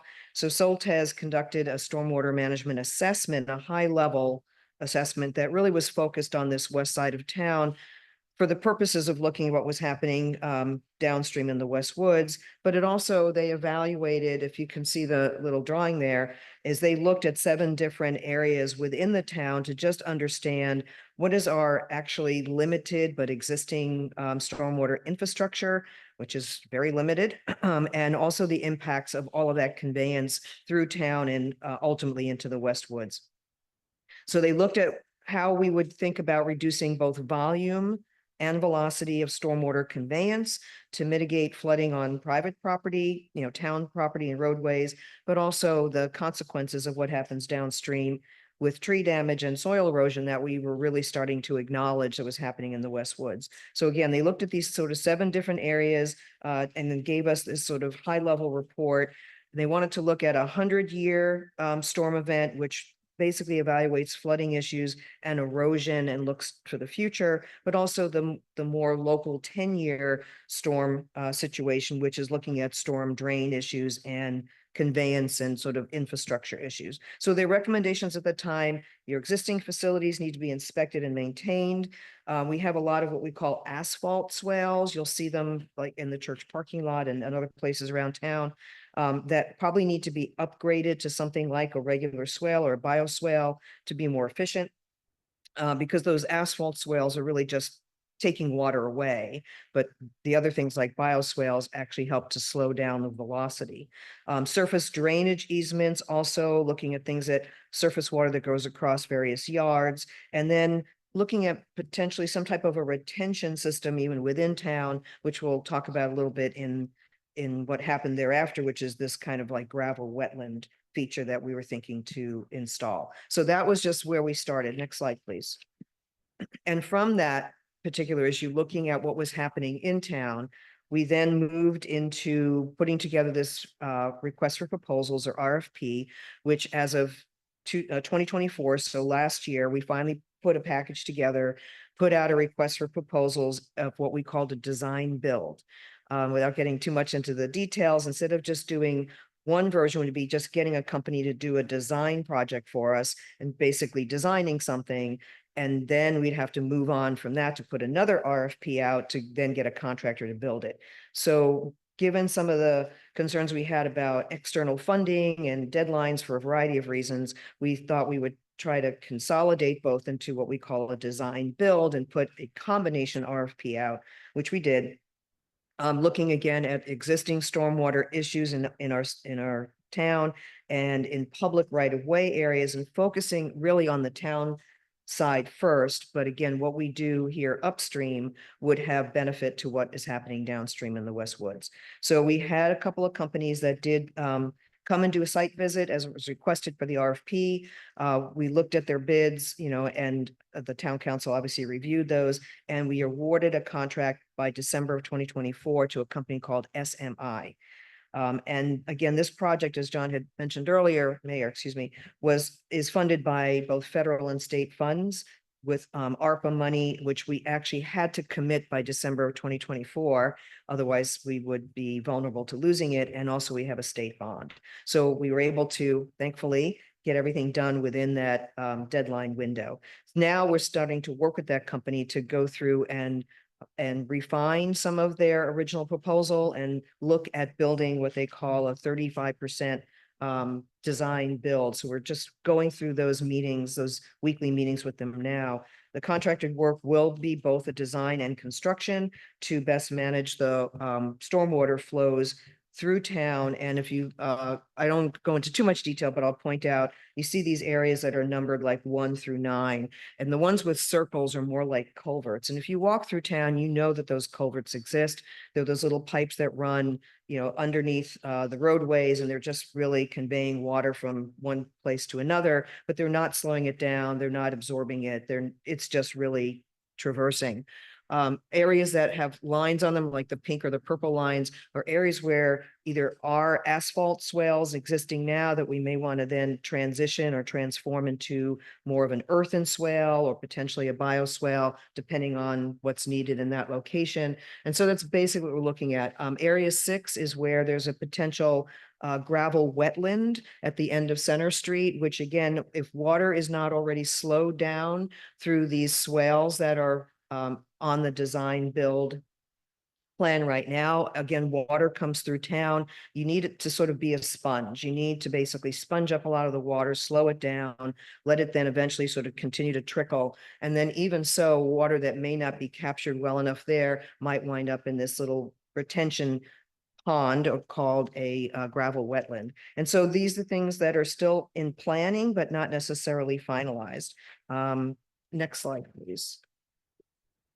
So the progress right now is having these sort of weekly meetings with SMI, and this is with our stormwater working group, to discuss these final plans, to kind of think through some of the details and maybe make some slight adjustments to the design, and looking at what they consider a 35% build plan, something that you need to have in place so you can literally start the construction and continue to finalize the design build from there.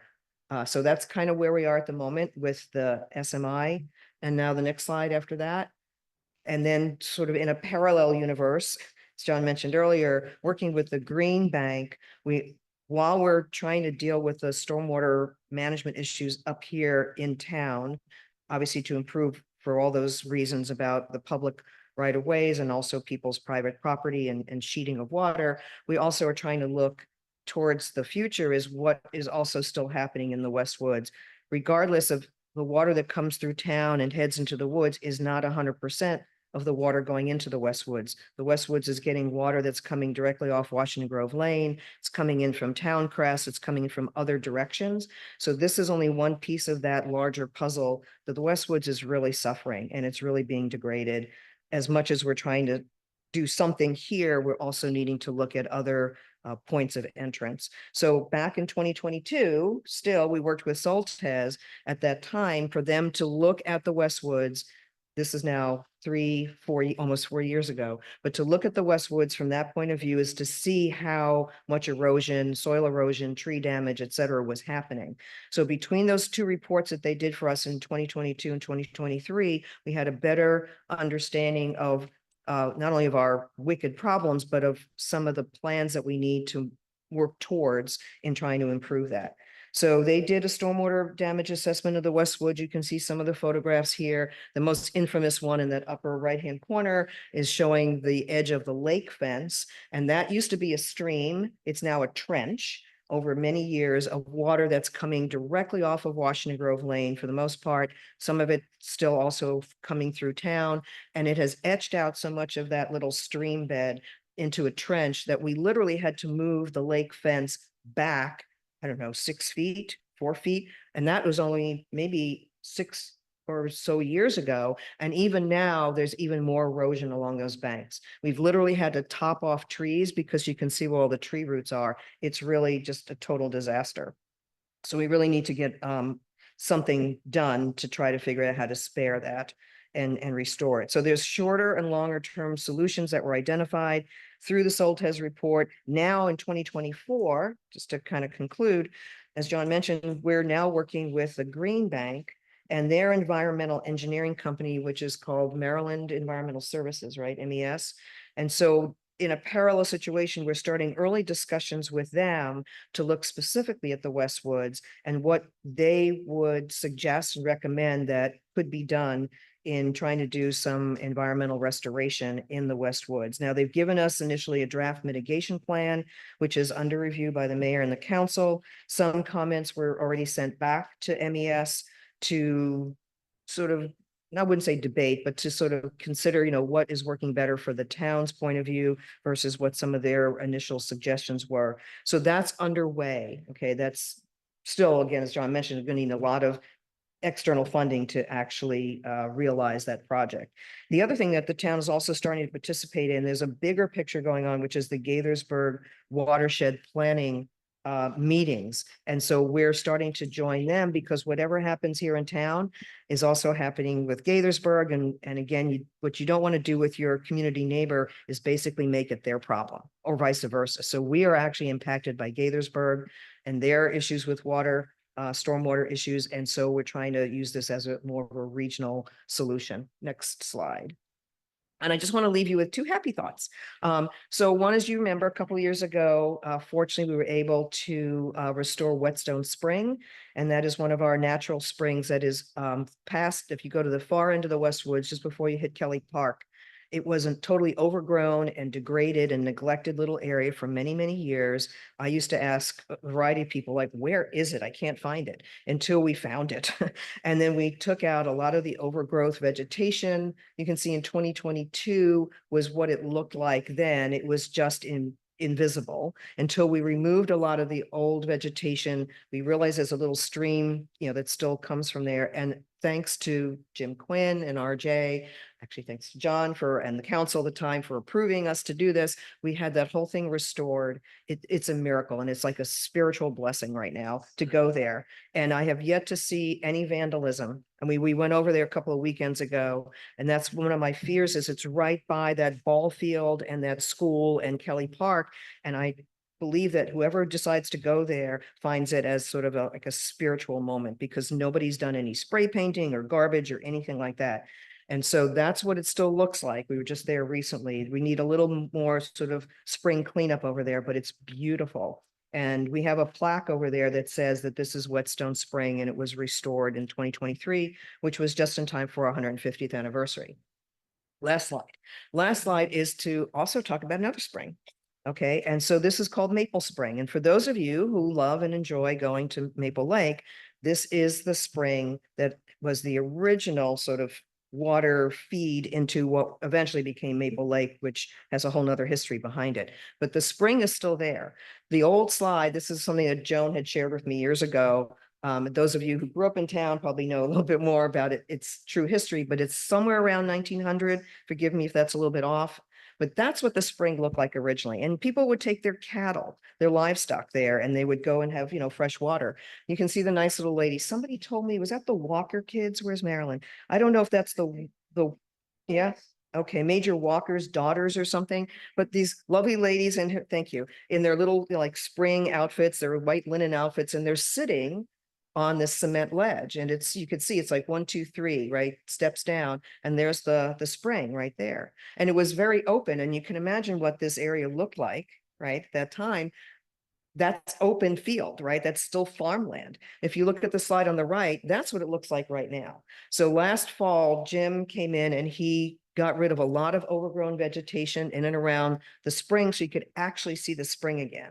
And so that's what it looks like right now. There's beautiful skunk cabbage and there's beautiful ferns that are now starting to fill in along the stream banks. If you go to the back of that photograph, you can see a little kind of stream that's heading out of the cemented area. That's Maple Lake back there.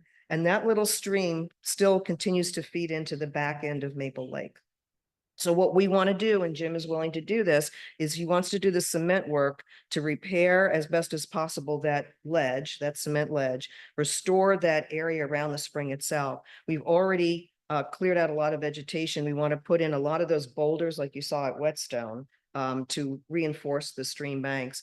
And it's still going to feed into Maple Lake. So that's what we are looking to try to get done, is to really just restore the area. However, unlike Whetstone Spring, what we see back in Maple Spring is the back of that section now, to let's say to the left of that photograph, 2025, is where Newport Estates is and where community services are. And every time we go out there, right, Mary and others who were at our recent cleanup, is we have a lot of trash that gets deposited over there. So we're a little more worried about vandalism potentially after we restore the spring. So under consideration, it requires a lot more further conversation, is whether we need to enclose a separate fence enclosure around that. We'll figure that out later, you know, but it'll be part of the larger plan. So I just wanted to have a little moment to advertise that, forgive me. And then the last slide, just to thank everybody who's on our stormwater management working group. Thank you all for all your efforts. I apologize because in recent months, I have been buried in my federal work situation and I haven't been able to attend a lot of the meetings, but I know that they're still ongoing and I'm trying to keep up by reading the notes. So thank you very much for your time.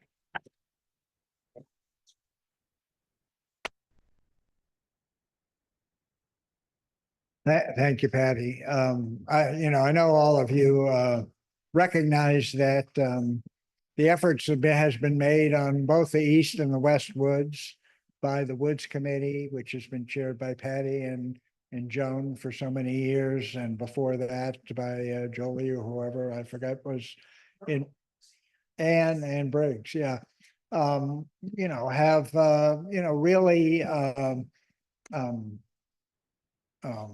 contribute to maintaining one of the major assets of the town, which are these two woods reserve forest areas. And the unfortunate part is that time and weather changes and just cycles of growth and predation, quote, predation by deer have all compromised to one extent or another. And that means we can ignore it and let it play out, or we can do something about it, try and do something about it. And the Woods Committee has been trying to do something about it for many years, and we expend reasonable amount of resources. You've seen this potential project here in the West Woods will require even more resources, but we certainly have the interest and the energy to try and pursue it. Thanks. The Senate of those 3 women sitting around the Yeah. spring is our attorney. Well, we'll have to take a picture of you sitting there. Yeah, and you're okay. Next item, get toward the end, is discussion of the town council reports. The reports were all made available. They're in the electronically in the folder that I gave out links to. They were available during voting. So this is the time, if you have any questions concerning those reports, to ask them. Anyone? Yes, Mary. So I was wondering, when the training, will there be announcements going out to town about opportunities for other residents? Yeah. We will absolutely, once the council approves the programs that will be, offering.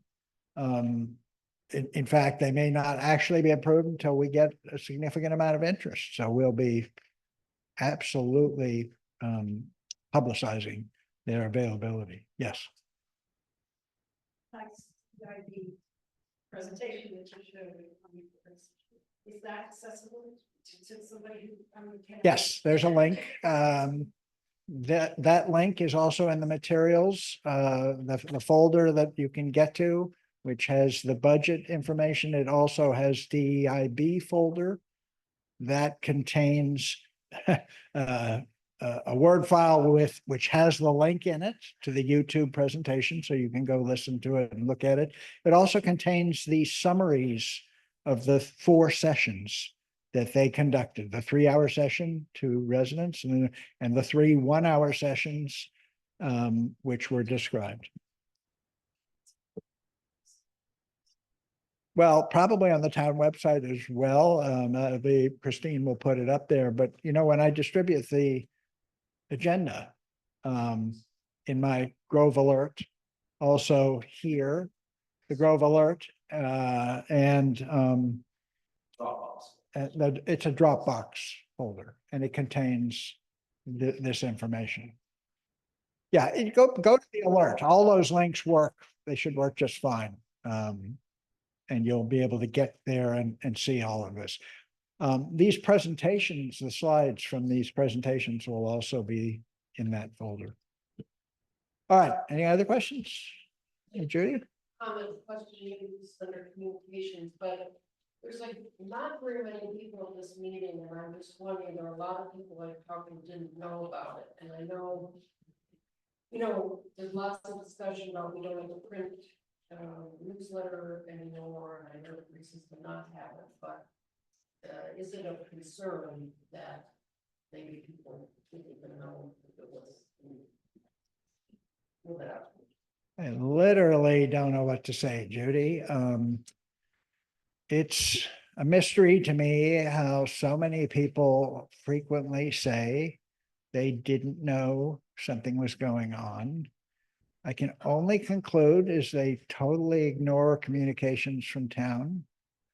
They aren't regular readers of the town bulletin, which basically presents repeatedly all of the information. The town meeting available for several months and has been in the bulletin. I sent several Grove alerts on the subject, which every household for sure has one recipient, and any resident, most households have multiple recipients. So, I just don't know what more we can do. It's constantly a mystery as to why people don't know about it. I can only conclude is they're not really interested in what's going on until they are.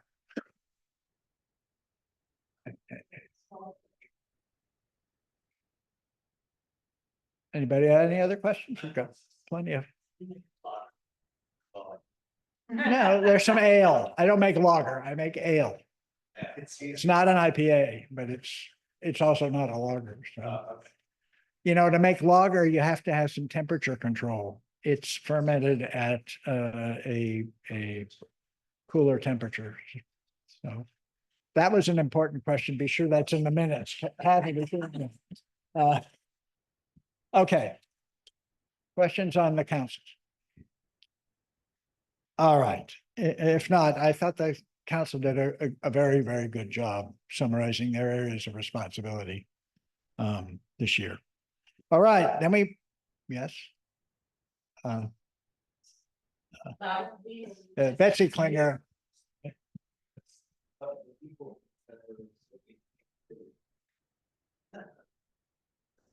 Maybe not an appropriate time to bring this up, but I've had different impressions of what's happening with the idea of having kiosks in town instead of those stupid things that we do to publicize things. And I thought it was going to happen And I'm hearing that it's not about to happen. And can somebody fill me in on it? Well, it's never going to happen till a proposal is brought to the town council. Until what? A proposal is brought to the town council. And work When? and hopefully at the next council. It gets on the dog food. There's a priority, there's a series of priorities.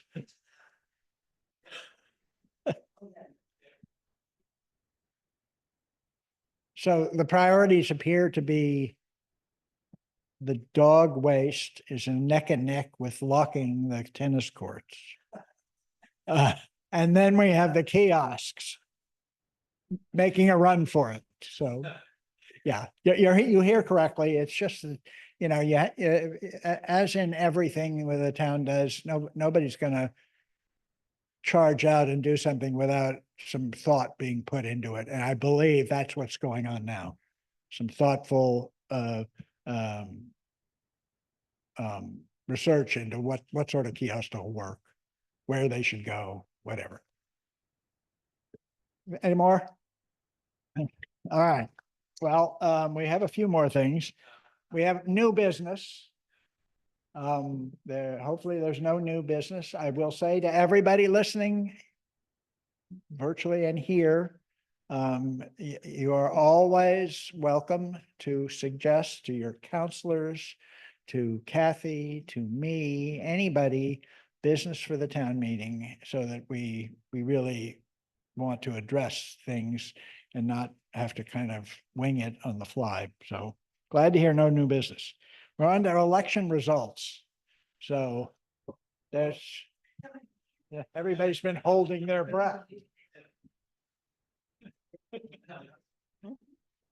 We have Mary Blake. She's here. Hi, everybody. Thanks to everybody who came out to vote. It really matters when you let your voices be heard. And we know this was a riveting election this year.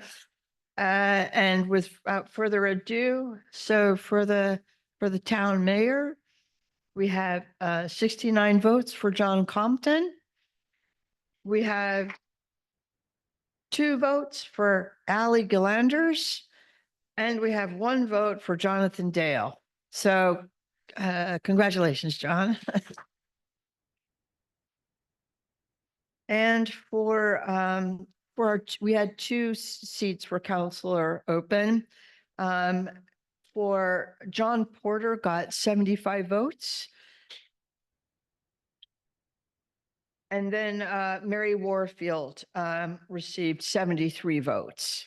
So congratulations and no write-ins. Thank you, everybody. Okay. There, John, see how easy you go from being a laid back retiree to a put upon town councilor. Yeah. Everybody just supports your work ethic. Now, anyway, okay, great. In that, if there's no further, Kathy, yes, I thought. Want to escape.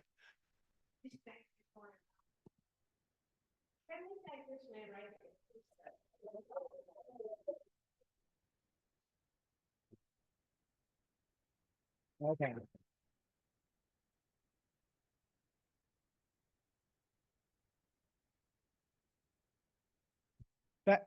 Thank you.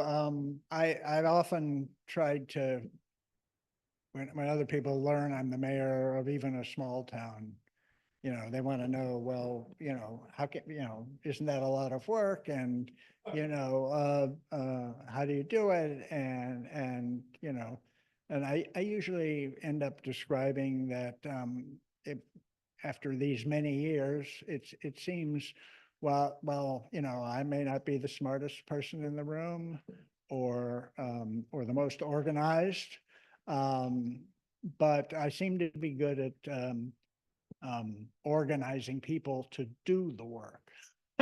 So I'll take credit for delegating and encouraging everyone, in what they do for the town, because this is such a great community. You know, it's remarkable year after year that we manage our grounds, our facilities, our external business with our neighbors, and all these issues with virtually entirely with volunteers who are members of the community and who are invested. And that's what it's all about. And I'm privileged to be mayor of all of you people who continue to do all the work. Thank you. Yeah. All right. In that case, hearing no objection, we will adjourn the 2025 town meeting. We have some snacks, and finally the alcohol opened. We have wine, and I brought some homebrew beer for those of you who tolerate. Peter was asking, I do prefer IPAs, but there are some ales which are not very bitter. And thanks to Tom too for hanging. Oh, yeah, we have to thank. That's a good thing.